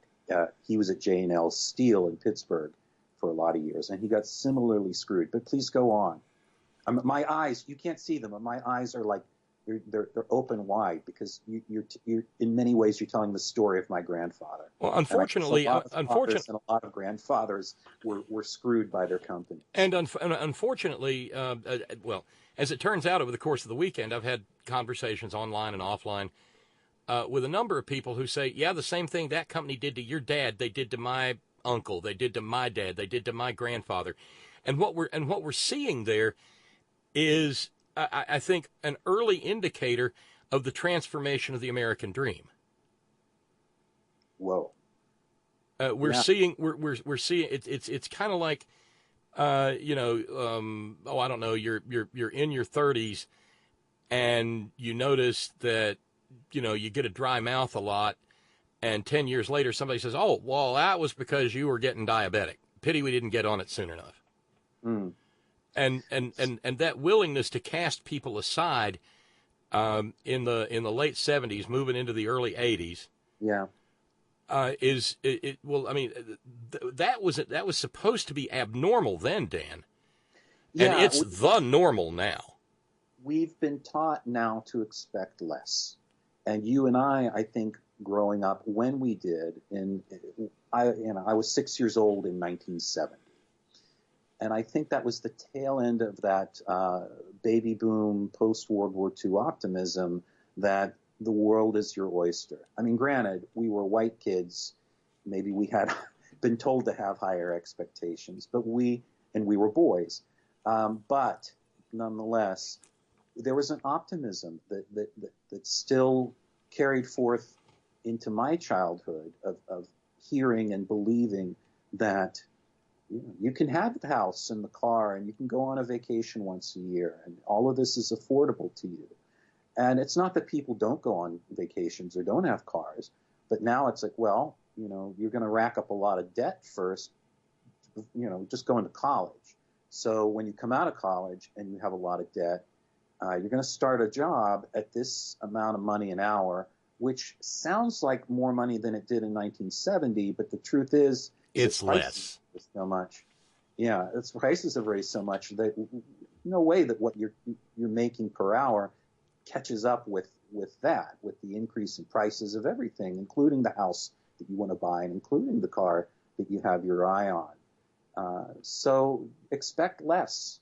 Expect less. That's and see that we have to understand things like that within a temporal context. In 1976. Ronald Reagan very nearly prevented Gerald Ford from being the presidential nominee of the GOP. I remember that. And he never stopped campaigning from 1976 to 1980. And the things they were campaigning on was the evils of being a member of a union. It's also the same time that you see the rise of what I now refer to as the religion industry. Who curiously were preaching the same message. Very few people remember that Billy Graham got his start with funding from American corporations who more or less paid him to say that unions were communist and Jesus didn't love them. Although it's funny, I found, I don't know where it is, and I don't want to get distracted. I found this really great quote that I'll send you sometime from Billy Graham in 1981. I was researching for this novel I'm writing, and I found a quote from Billy Graham that says something to the effect of, believe it or not, it says, religion should. I'm paraphrasing intensely, but he was on the side of religion staying the hell out of American politics. Well, that was the stated policy of the Southern Baptist Convention back then, Dan. Yes, that's right. It was we'll take care of your soul. The government will take care of government. And as long as the government doesn't mess with us, we won't mess with the government. And that all goes out the window with an ambitious, vicious ideologue by the name of Jerry Falwell. Yep. I mean, I'm old enough to... Wow. We're going to talk about the Oscars yet. I swear, Dan, yeah, I promise. This thing up, but before you folks stick your heads in ovens, we'll get back to fun things. I do want to share one email with you before we get back to fun things. Okay.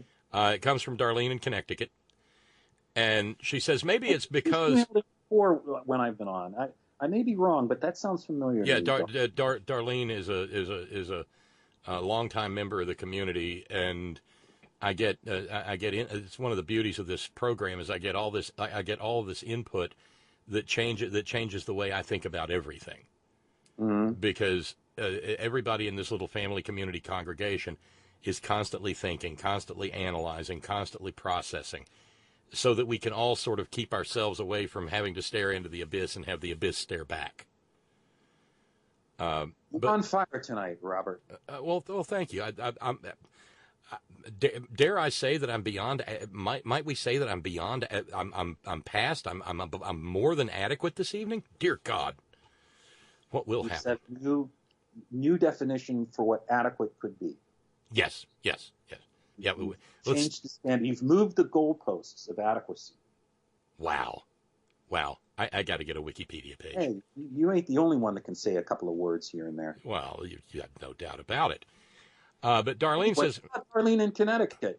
Yes. Are you still there, Darlene, or did you just give up on it?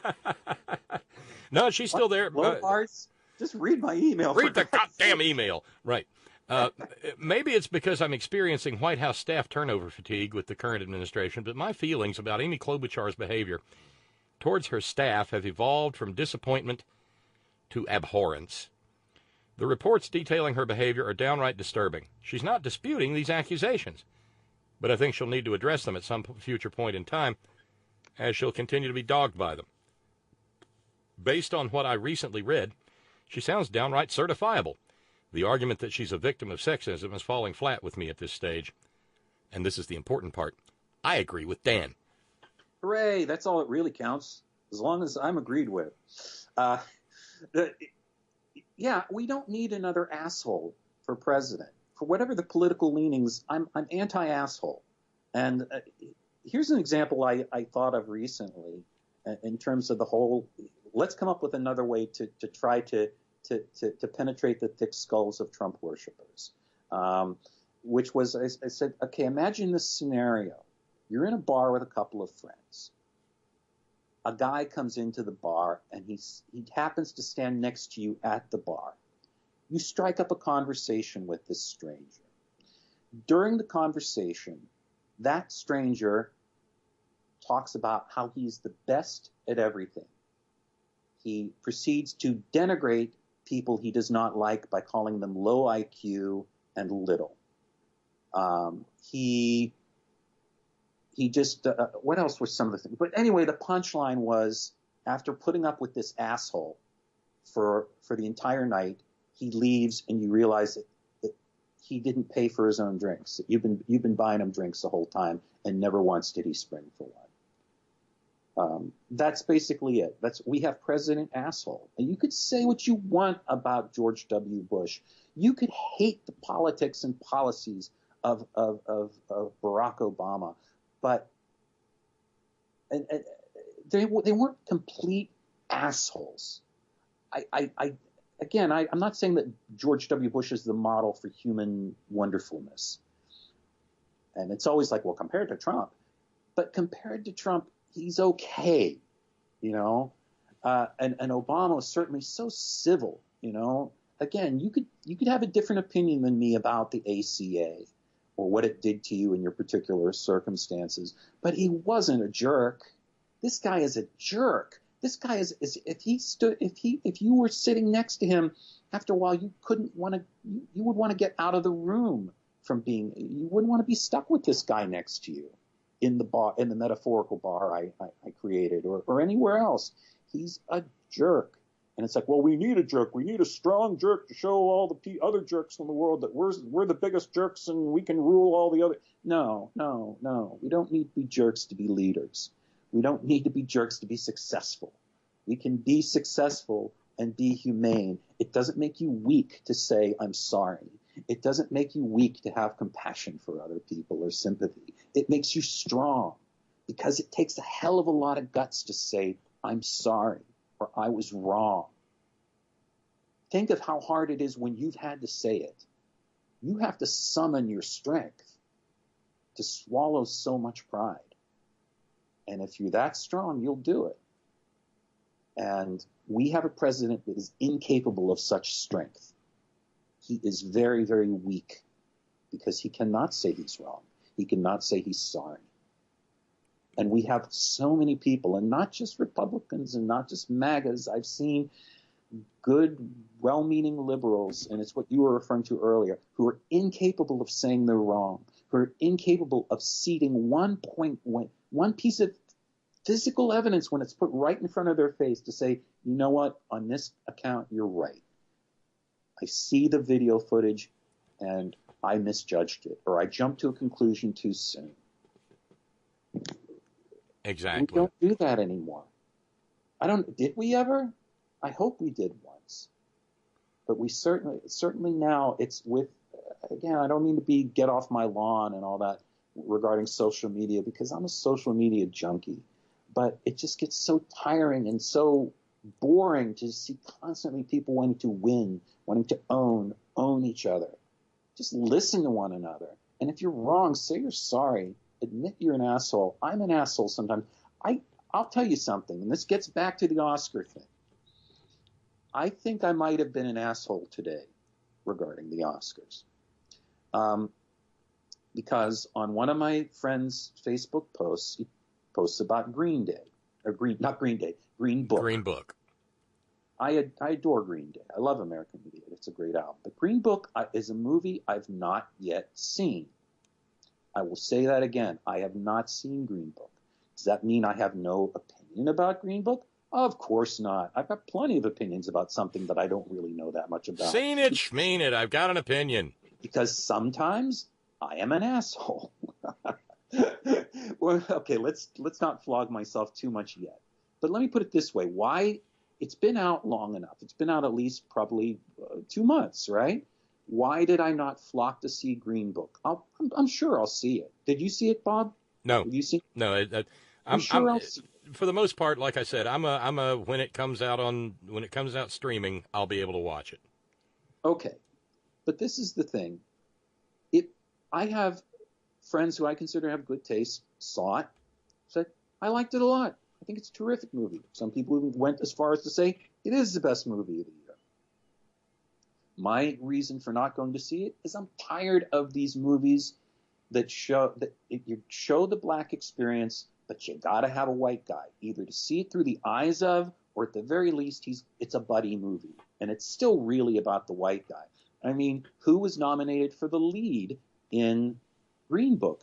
It wasn't the black guy. It was the white guy. It wasn't the black guy that it was about. It was about right, exactly. How the black guy changed him, right? And I haven't seen it, okay? So I can have an opinion, sure, and I'm expressing it right now. And for all I know, there's somebody furiously typing away their emails. And bring it on, folks. Hit me square in the skull. I don't think this is the community that's going to do that. Okay, but the way Spike Lee responded to it, because remember, he was up for Best Picture for Do the Right Thing when Driving Miss Daisy won. 1989, one of the biggest travesties of Oscar. I know my Oscar history. I know it and better. So he said, he tweeted something or said something like, every time a black guy goes driving, I lose. They just changed the seating arrangements this time. That's pretty much it. And it isn't just about this one movie. I wouldn't be surprised if I finally see Green Day streaming on my television and I say, you know what? This is actually pretty good. I'm enjoying this movie. whether or not it's against my will, I'm liking this thing. I wouldn't be surprised at all. But okay. Here's one for you. I mean, because the gowns and the speeches and the crowd shots. It's all fun and fascinating. Yeah. But some of the stuff that happens around it is mind blowing too.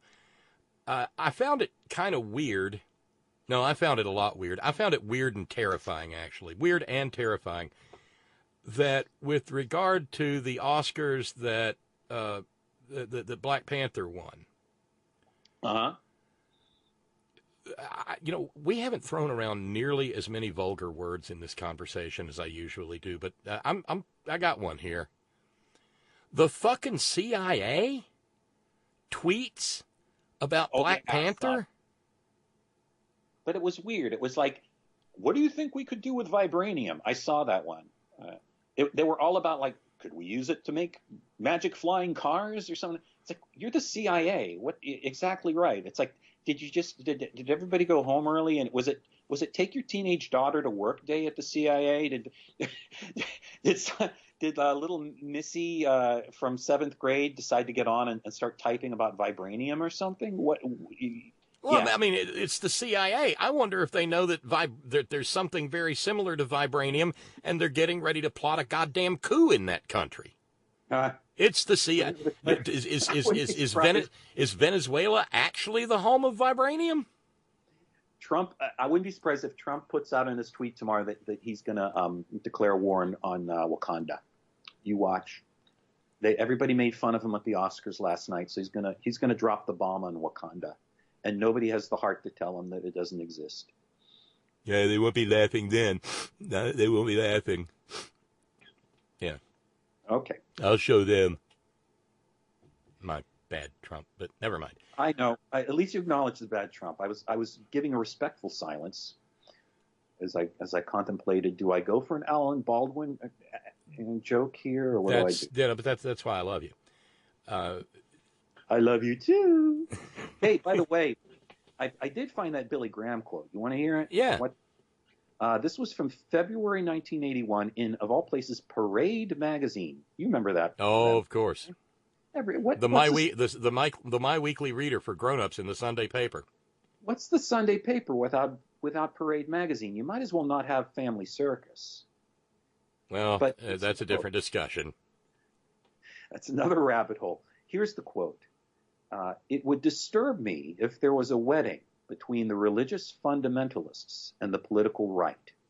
The hard right has no interest in religion except to manipulate it. Billy Graham, Parade magazine, February 1981. I want that on a T-shirt, complete with Billy Graham's face. I will. I'll copy and paste it and send it to you on your IM.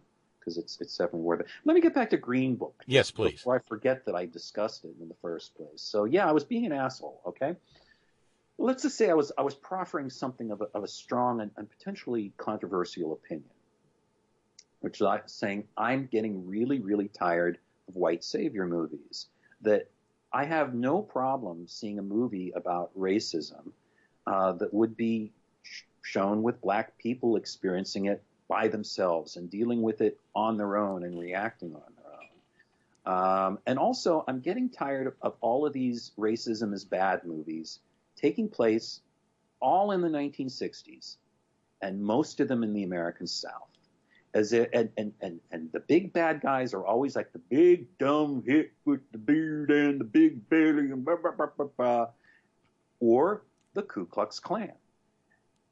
It just makes it all too easy. It's easy. You get to watch that on the screen. You can go, well, I got my flaws and I got my problems, but I'm not that guy. And I know this sounds like I'm stealing from. There's a really good Seth Meyers video that's making the rounds that satirizes the white savior thing that came out just before the Oscar the other night. But I swear these are original ideas that Seth Meyers probably copied off of me. But yeah, it isn't just about it offending me and my snowflake liberal butthurt feelings. It's as a moviegoer, I'm tired of seeing that same movie over and over. Driving Miss Daisy was 1989. That's what? That's almost 30 years ago, right? Yeah. And we're still getting essentially, okay, I've not seen Green Book. I could be totally wrong. But you have to take the family's statement somewhat to heart. Well, yes and no, because there is. Listen, my family has probably said things about me that are not entirely accurate, and but when they say we were not in the least consulted in this, well, supposedly there are recordings of the main of the guy played by I keep wanting to say Maharashi, and I know that's not right. It's disrespectful. Mahashar Ali. Yeah, supposedly that character is on tape talking about how close he was to the Viggo Mortensen character. And there's something else when I was doing a little research today about this.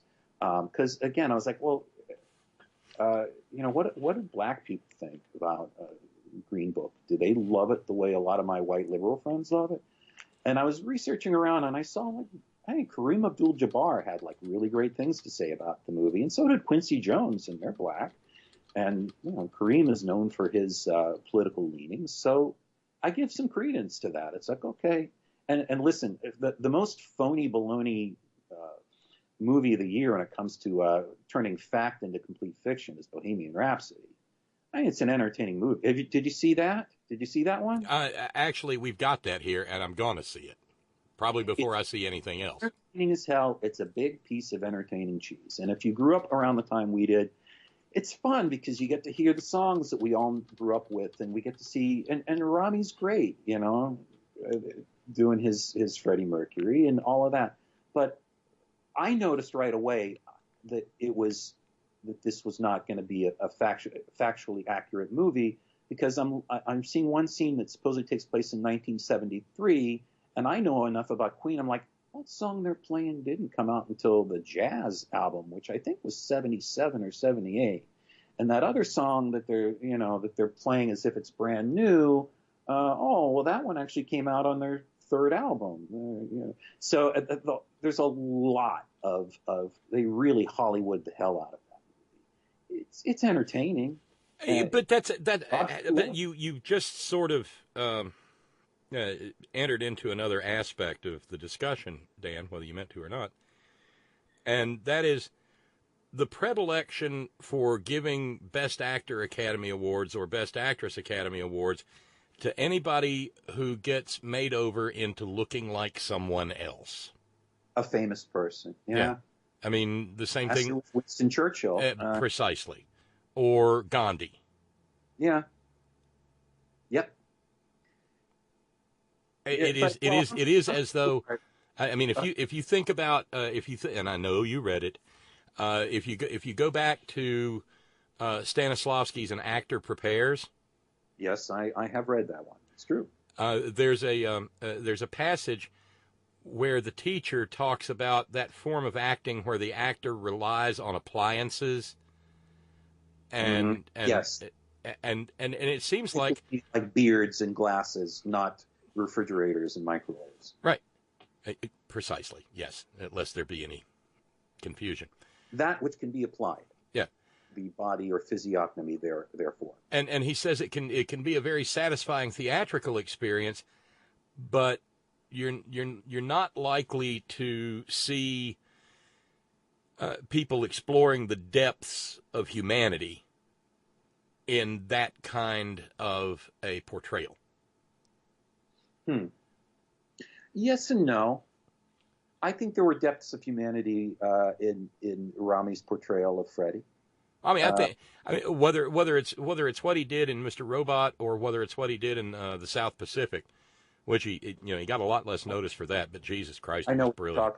Yes, I know that movie. He's obviously a fantastic actor, so I couldn't be happier for him. And the business with his bow tie was positively adorable.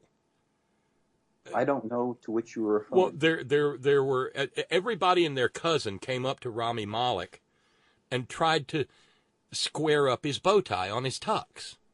Oh, uh-huh. I mean, Gaga tried to square up his bow tie. His brother tried to square up his bow tie. And by the time he's standing up there with the statuette in his hand, his bow tie is still askew. And the entire social media world said, well, it seems pretty obvious that Freddie did not want that bow tie to be straight. Okay. Can I get back to me being an asshole for a second? You know, this is the program where you can be all the asshole you want to be. Well, I don't want to be one right now, but I suspect I was kind of one today, and I feel really bad about it, which is that a friend of mine had posted on Facebook something to the effect of, I'm really happy that Green Book won Best Picture.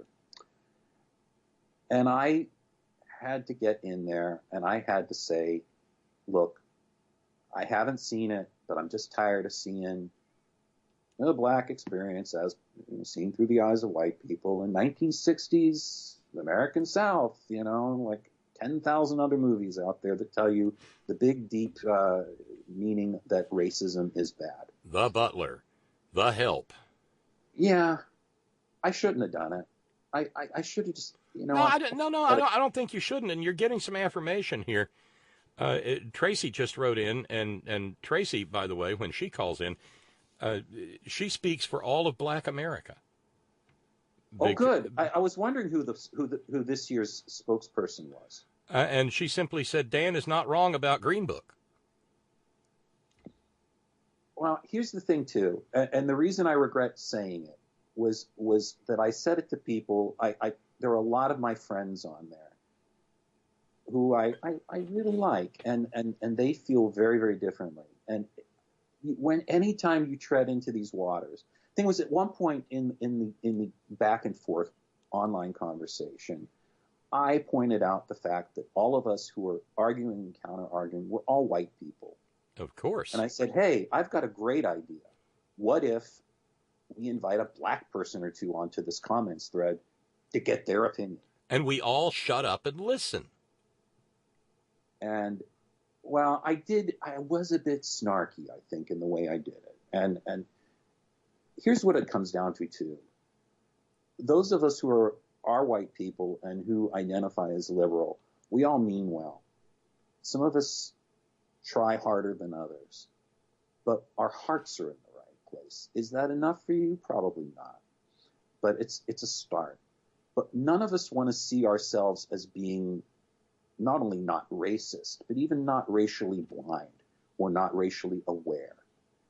And so in a way, what I was doing was I was telling them in this little conversation about a silly movie winning a silly award, hey, you're not racially aware. You've got some issues in yourself. And nobody wants to hear that, especially well-meaning white liberals. We do not want to be. The worst thing you can tell a well-meaning white liberal is, which I didn't say, but the worst thing you could say is, hey, you're a racist. Oh my God, that's the biggest insult you could ever say to those of us in this position. And I didn't say that, but I kind of creeped up to that line, and I should not have. Even if I felt it just isn't worth it, Bob. Like, I feel not good. And it's like, it's not worth it for me to not feel good that I insulted people who mean something to me. And whether I was right or wrong sort of gets shoved. So, maybe the next time they won't buy a ticket to the next inevitable Oscar Beatty Green Bookie type movie. And in that regard, can I claim victory? I guess so. But I don't know. If people want to mean well, and if people want to go see a movie that makes them feel like they're doing their part. Yeah, but let me interject this, because this film also won an award. If you're inclined, and these kinds of binaries seldom happen, but let's say you live in a universe where you only get to go and see either Green Book or If Beale Street Could Talk. For the love of God, go see If Beale Street Could Talk. That's right. I mentioned Tracy a little bit ago. She sent me a physical hard copy of James Baldwin's If Beale Street Could Talk. I love God Almighty, what a book! What a book! And it's not because I'm, it doesn't play on my white guilt. It plays on what all great literature, all great theater, all great drama, all great music, all great painting, all great sculpture should play on. And that is our shared common humanity. But along the way, because it's James Baldwin, it also informs, it educates, just through being a story. Yes. About an experience that 99.9% of white people have never known and will never know. That's right. Which is, that's why I go to movies. I want to go to places and I want to learn, I want to understand people that are just totally out of my world. I know a lot of people thought Roma was boring as shit. People, again, who I respect their opinion, I respect their taste, said, I got to admit it, I just wasn't into Roma. And I understand that. It is very slow moving. It's in Spanish, the whole movie. But I loved it. And maybe it's because I've been on a foreign film kick lately, where I'm watching like Truffaut and Kurosawa, and so I was ready for it. But also, it's a world I had never ever really thought about, let alone seen. Not just the city in Mexico, but even a real in-depth portrait of a person who all she does is clean a family's house and take care of a family's kids. And we, unlike The Help, we don't cut away to the white people. We stay with that housemaid, nanny, whatever she is. We stay with her the whole movie. She's our hero. We see her, everything through her eyes. And I've never seen that to that degree in a film before. And the way that the director used the camera, he did deserve best cinematography, because it wasn't always just about making pretty sunsets. It was about where the camera goes and what it's looking at and how something is framed to make you feel a certain way or to examine a person. So I want to go to places. I don't want to go to the same place over and over, which kind of leads me to my next mini sermon, if you'll allow me, which is this. Preach. Preaching I will in the church of cinema. A lot of people, we all make fun of the Oscars as much as we revere them, because they are silly, they are cheesy, they are ultimately meaningless. The idea of a best anything is rather silly. I was going to tell you before, and I'll tell you now. There's a quote by Humphrey Bogart, who was once asked what he thought the best way. He'd lost out Best Actor to somebody other. He said, are you bothered by that you didn't win Best Actor? He would eventually win for African Queen in 1951. But he said, are you bothered by not winning Best Actor? And Bogart's reply was, well, I don't see how you can. I'm not going to do a Bogart impression. Bogart said, I don't see how you can really determine a Best Actor. I guess the only fair way to do it is to bring 5 guys into a room, make them all play Hamlet, and see who does it the best. And so it's like, yeah, because every role is so different from the next. Freddie Mercury is different from Dick Cheney as anybody could be, or whoever else. Any actor in any movie this year. Yeah, that'll be the next one. But no, Bogart played all those tough guys, but he was I love Happy Time Murders for all I know, and that doesn't mean they're wrong and I'm right. It's just what they did and what turns them on. But let me. I'm gonna just preach over you. Okay, Please. Go right ahead. If you didn't have the Oscars, because people said, "Oh, why do we even have this nonsense? It's bullshit." It's just actors jerking off in front of cameras. Well, why we've had this jerk off for all these years now? Because it's especially important now in the past 10 years. If it weren't for the Oscars, you wouldn't have real serious attempts at serious filmmaking on any production level beyond independent cinema. You know, we'll always have somebody with $10 million or less that are going to try to examine the secrets of the universe. But the studios, if they had their way, it would be all Aquaman 2 and Justice League and remakes of stuff that was successful 20 years ago. Or as was predicted in Idiocracy, 2 hours or an hour and 55 minutes of a shot of a guy's ass, and it would be a movie called Ass. If that's what if people paid to see that, then most definitely you'd get Ass 2, 3, and 4. The New Beginning, you get Son of Ass. But because of the Oscars, because what the Oscars do is they do appeal to the egos of actors, actresses, directors, and producers. The big ones that make movies really happen. I don't have a job unless an actor or an actress or both attach themselves, commit to doing a script that they like, to commit to working with a director they like. And the package has to come together with those, what they call elements in the business. And you believe me, those actors, when they're up there receiving their Oscars, that's the biggest moment of their life. I mean, they say that they're watching their kids being born is bigger, but I don't believe it. I think that moment of holding the Oscar is the biggest moment in their life because they've been imagining it their entire lives since they were children. And they'll tell you in the speech, I imagined in front of my mirror holding this, and now I get to hold this. I'd like to thank the Academy. We all want to say that, right? The only way they get to do that is to attach their names to one important attempt at a serious movie that brings in, if we can get Christian Bale and we can get, whoever else, Bradley Cooper, with Amy Adams, we can get enough money to finance this movie. Or if we can get the rights to all the Queen songs, we don't need a huge star. I mean, Rami Malek may now be a huge star, but he wasn't then. If we can get enough elements attached, we can make the Queen story. Or whatever.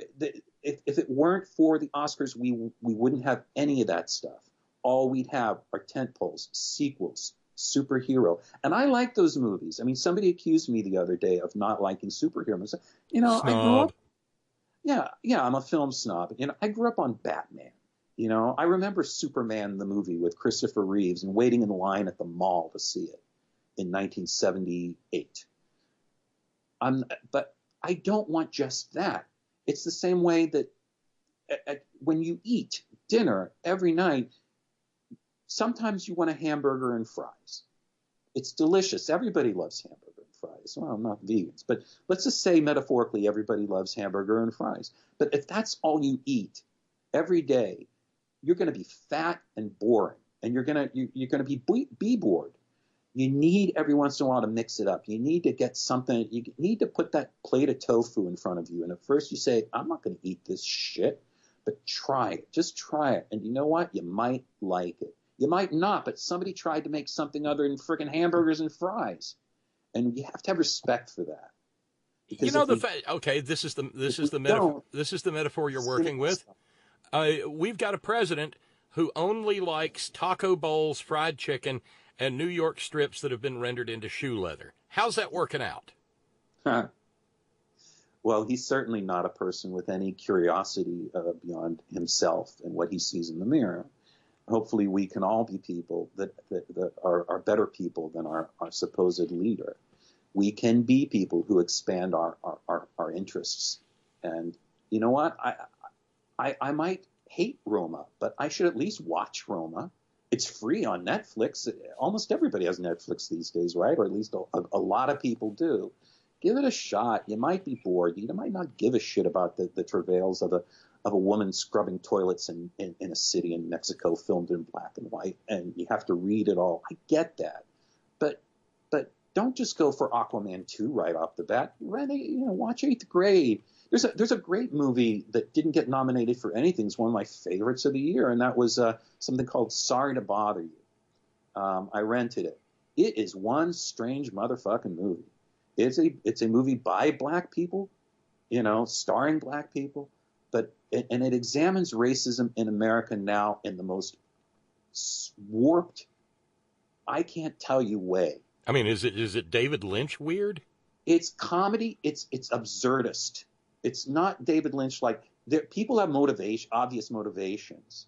People do things like normal people do. I don't know how to describe it other than saying it is one of the weirder movies I've seen in a long time. It's got a really good cast. The guy that directs, his name's Boots Riley, who's a stand-up comedian. So it's funny, but by God, is it strange. And it gets super strange about 2/3 of the way, where we were watching it at home over Christmas. It was one of those movies. See, whenever the four of us, my wife, me, and my two kids, my daughter and my son, whenever we watch a movie together, it's really, really hard to pick the movie. We can spend a half an hour arguing about which movie, because what we often do is by the time we the four of us collectively choose something that none of us really want to watch that much, or none of us know anything about. And that was the case with Sorry to Bother You, where it's like, I don't know that much, but I hear good things. Let's just see. And at first we're like, I don't know if I like this. This is, what? He's doing what? But as we got on and we kind of got into it, it's like, oh, this is really weird, but also really funny. And then 2/3 of the way through, something happens that I will not spoil, but just something happens where all of us just went, whoa, right at the TV. And how many times do you do that now with a movie where you just shout at the screen, whoa? I mean, at this point, CGI makes everything possible, so it makes it all in a way kind of boring.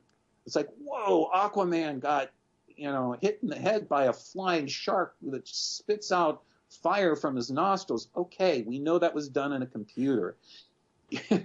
Anybody could do that with enough money, time, and resources. But to come up with some of the stuff that Boots Riley did in Sorry to Bother You, available, I believe, on rental, that's just like somebody thought of that and somebody gave him the money to do it. Wow.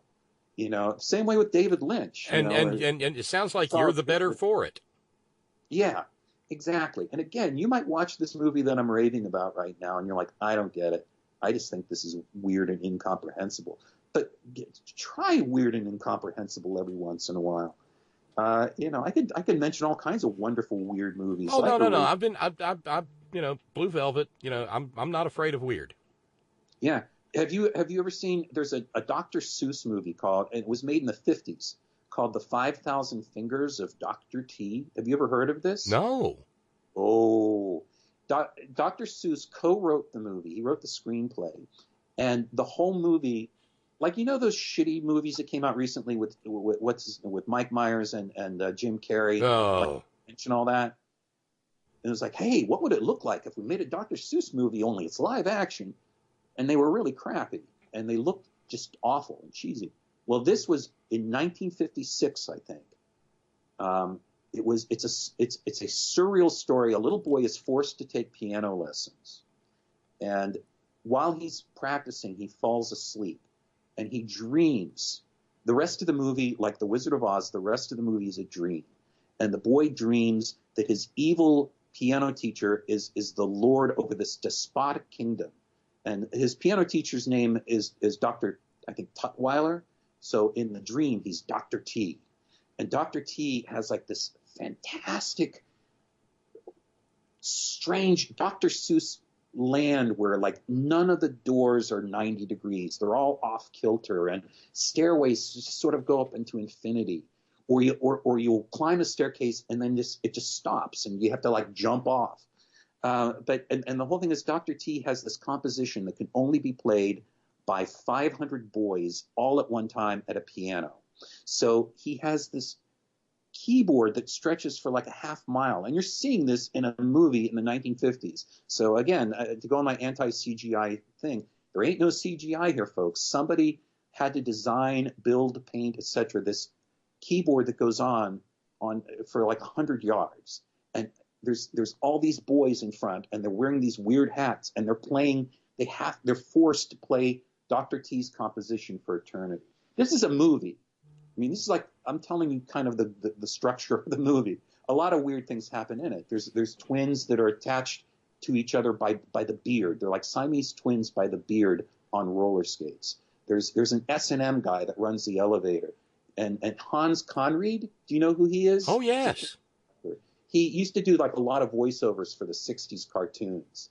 You'd know him. He's Dr. T. It's the weirdest thing in one of I have to find this. I gotta find this. You'll thank me. You will thank me.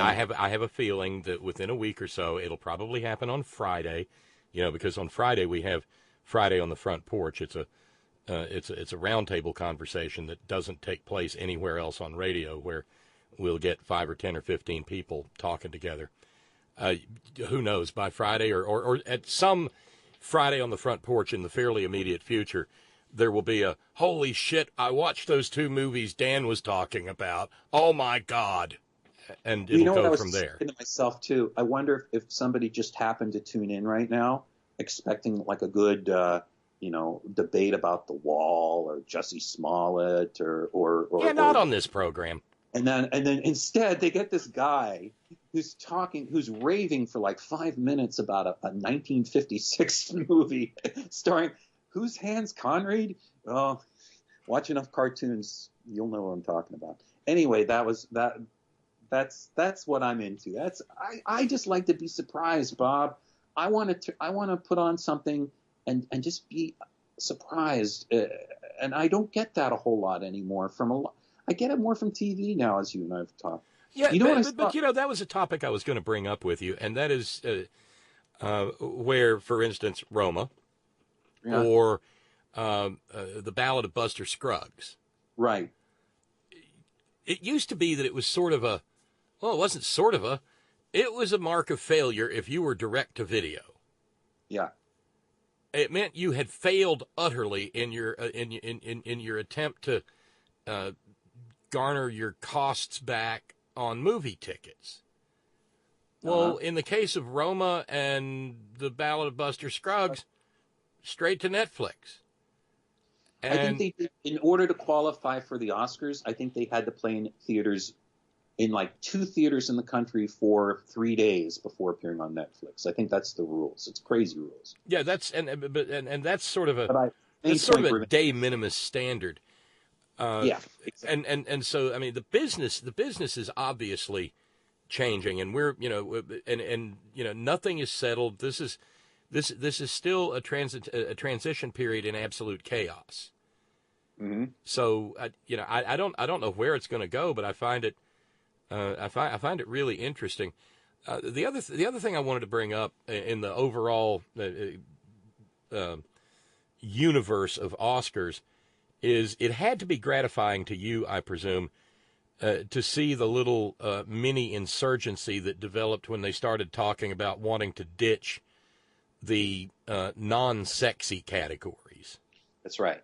Yeah. Well, yes, I was one of those people that immediately got online and did post I signed the online petition, and I encouraged a lot of other people to do so. It's appalling. And again, it's like, well, geez, it's a stupid award. What are you whining about, you big baby? I work in a factory and I make, $6 an hour. Shut up. But this is what I never want. What's insulting to me, given that I've been working in the film industry for 33 years now, and I work with people who have also put in their time, and we put in hours, guys. At a minimum, my work day is 12 hours. It's often more, and it's outside. And again, I'm not asking for pity, because I'm not working on the highway. I'm not collecting garbage at 5 a.m. I've got a very good life in a lot of ways. But still, what we all want, no matter what we do, is we want respect, right? It's good to feel respected. And what that felt not just for the directors of photography or the makeup artists that would have been relegated to commercials, for those of us who are called below the line, that is the grips, the electrics, the prop men, all of us that do those things that we're not the stars, we're not the director. We want respect. We want respect for our work, because we do make those movies. We're not just tools in a drawer. We bring something of ourselves into our projects. And to have it so obviously attempted to be shoved away so that, you know, the celebrities can get 30 more seconds of camera time because that's what's going to bring the ratings up. First of all, it's nonsense. It won't work. But it's so disrespectful to, I mean, a cinematographer can really make a movie. And they were going to, the idea too was going to be they were going to rotate it every year. Next year it would be the art directors or editors. Editors can save a movie. You know, they're far, everybody's important. I don't want to put any like, well, this category is more important than that. But honestly, like best song, which is, you know, Shallow is a wonderful song. And it was one of the wonderful moments of last night's show. But an editor puts 2 years of his life into 14-hour, or her life, into like 14-hour days between the very beginnings of pre-production to the final print that goes out to the theaters. That can be a 2-year process. That deserves respect. You don't put that on while they're showing ads for that stupid spy show that ABC was plugging all night long. That's all we want. And look at, I know most people's jobs, you don't get awards, you don't get nominations. If it's any cold comfort to people out there, the particular craft I do, prop master, does not, I will never be eligible for. It doesn't have a category. Doesn't have a category. It could be arguably part of art direction design. But I'm not whining about that, really. But yeah, the point is, we all deserve respect. This goes back to your the humanity stuff we're talking about with the politician. You just don't want people to treat you like you're second-class citizen. And in a way, this ties in maybe even to the Green Book thing, that if we're going to tell the story of this African-American piano player, maybe feature the story more about the African-American piano player versus, hey, I was a racist until I met this African-American piano player and now I'm not. That isn't really the story to me. That's not the interesting story. I was a racist, now I'm not. To me, it's, what does America look like to this guy? What does the South look to this guy? I mean, or anything. I just want people to look at other people with respect and humanity, and even, you know, fictional stupid movies that win awards. Just dare to look at other people and consider them and treat them right. And if you don't get an award for whatever job you do out there, you know, if you're the boss of these people and you happen to be listening, which you're probably not, give them their own form of an award. Just compliment them. Just take them out to lunch one day and pick up the check. You know, stick a cake on their desk one day, whatever it is. You know, if you're at a restaurant and you get even okay service, you can put an extra $1 down for a tip. $1 won't kill you. You know, it doesn't have to be 10 or 12%. It can be 20%, probably. It can, not to seem too Pollyanna-ish, Dan, but it can extend as far as, and I think we've talked about this before, being decent to people you don't know with whom you interact on a fairly regular basis. Mm-hmm. Have a moment to say, I appreciate the job you do. Right. I've got some sense of how, and you know, this isn't me climbing up on the cross or anything, but you know, just take a minute to share a little bit of your life with somebody else's life. Yeah, and it's also saying, you know what, I understand. You know, I'm with you. We're all with each other. You know, I give you $1 extra this time. Maybe you give me an extra $1 somewhere along the line. You use that corny phrase, you pay it forward. You give your time to somebody, and maybe they give their time to somebody else, or whatever form of value you can give. And again, I'm a Pollyanna, God knows, and one of the reasons why movies or books or even a silly pop song can have great meaning is if it inspires such thought or behavior. And listen, Jesus was a great storyteller, right? And the lessons he gave to the people as he was on the mount, right? They were parables. He came from a storytelling tradition. He knew that the best way to impart a lesson was to put it in story form. People could identify with a character that he would present. A man does this, so you do that. In everybody's heads, they're imagining who that man is. There is no man. You know, Jesus made it up. There is no man. He's just saying, if you do this, this happens, and that is good. That is a good thing. He's telling a story, and he's pretty darn good at it, I would guess, because they wrote, you know, a lot of a book about him. People talk about him still. And you know, to go back for a moment to what you were saying about the people who work so-called behind the scenes, Dan. You know me. I'm one of those long view history nerd type people. Sophocles writes the Oedipus series. Wow, that's really long of a term. That's really heading back. But okay, Sophocles, yes, sorry. But I'll bet you Sophocles did not design the Deus Ex Machina crane that swung the god out to make the action happen. You know, the Deus Ex Machina being a critical aspect of ancient Greek drama. I was taught Deus Ex Machina, but yes. Well, it is. I know you're doing the hillbilly format. I get that. No, if it was hillbilly, it would have been Machina. Mm. But Sophocles also did not design the brooch with which Jocasta goes off stage, pulling it from her gown or Oedipus rather, pulling it from his toga to go off stage and blind himself.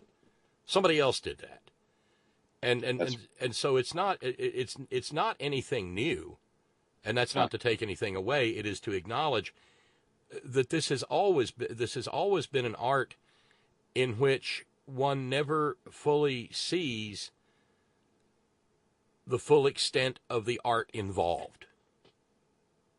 Sensible?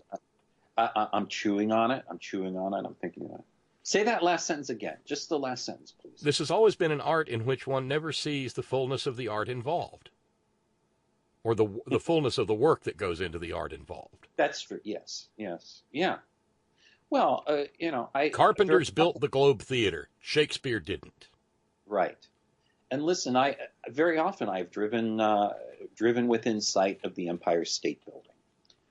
These days I'm working on a job in New Jersey, so yes, I see the Empire State Building and many other wonderful Manhattan buildings across the river from me as I drive down the New Jersey Turnpike.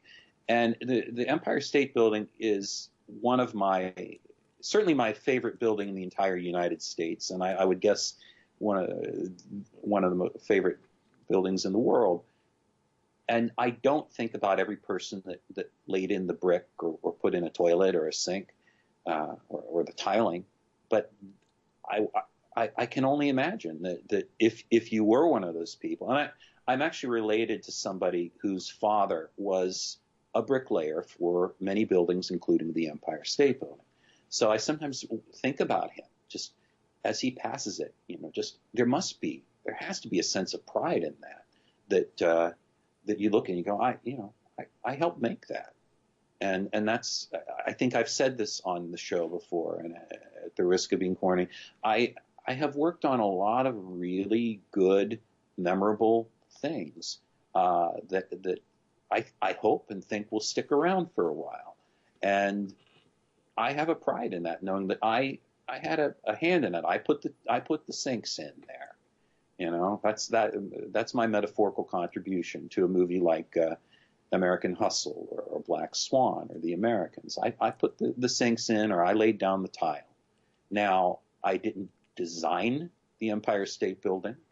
I didn't finance it, but I put some element of my craft into something that was beautiful. And that's all any of us can hope to do is to try to create beauty in whatever way we can, contribute to some way, and have a pride in that. I'll never forget the first time that I ran across a piece of broken pottery in a pit I was digging in on an archaeological site. That first piece of pottery. Because that little piece of pottery was my key to unlock a door to think about people who had no name, whose language we do not know, whose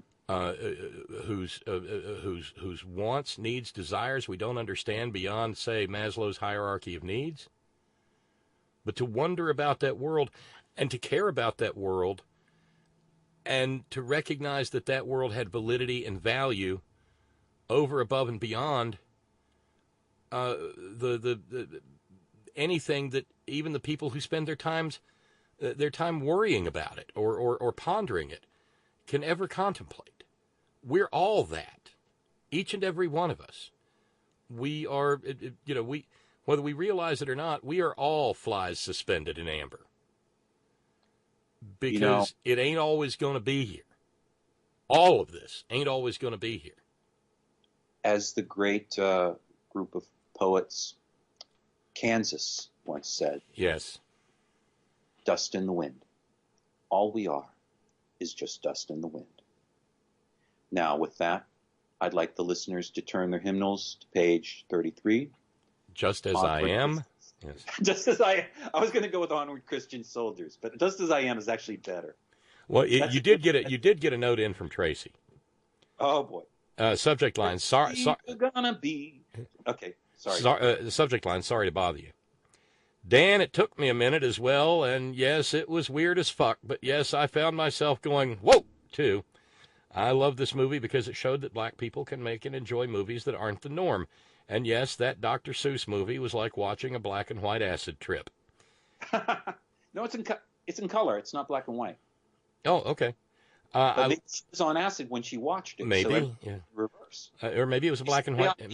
Maybe it was a black and white telescreen. I didn't know they were making black and white iPads, but they may. But Tracy continues and says, "I love it when you're on the program talking about movies and social consciousness. It's refreshing to hear a white man besides Bob who's just as tired of white savior movies as I am." By the way, if you need a black woman to chime in with your white liberal friends on your Facebook page about race issues, hit a sister up. Signed, Love, Tracy, the national spokeswoman for the entire Negro race. Wow. I'm so honored, Tracy, to be in your presence. You know, it's always funny when people get complimented. The first thing they say a lot of times is, "I feel so humbled." It's like, no, you aren't. You aren't humbled. You feel pretty damn good about yourself. You're tickled pink, and in our case, particularly pink. A black woman just praised me for my racial consciousness.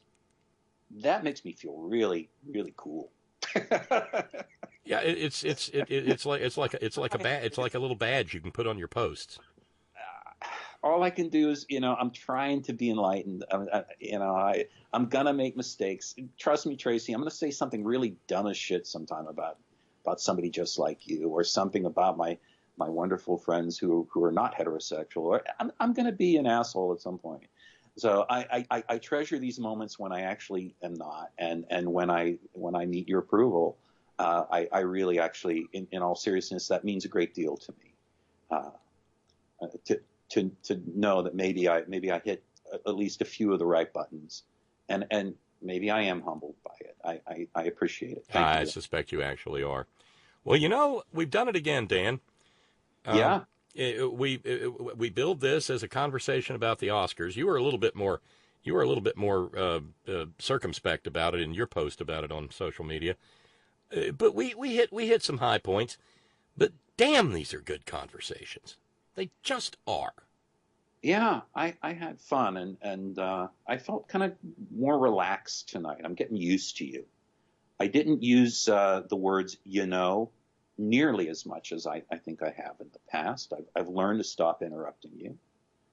And I think it's, I sometimes wonder, like, when I do come on these things, assuming I ever come on again, I think I will, right? I'm pretty sure, yes. I'm pretty sure.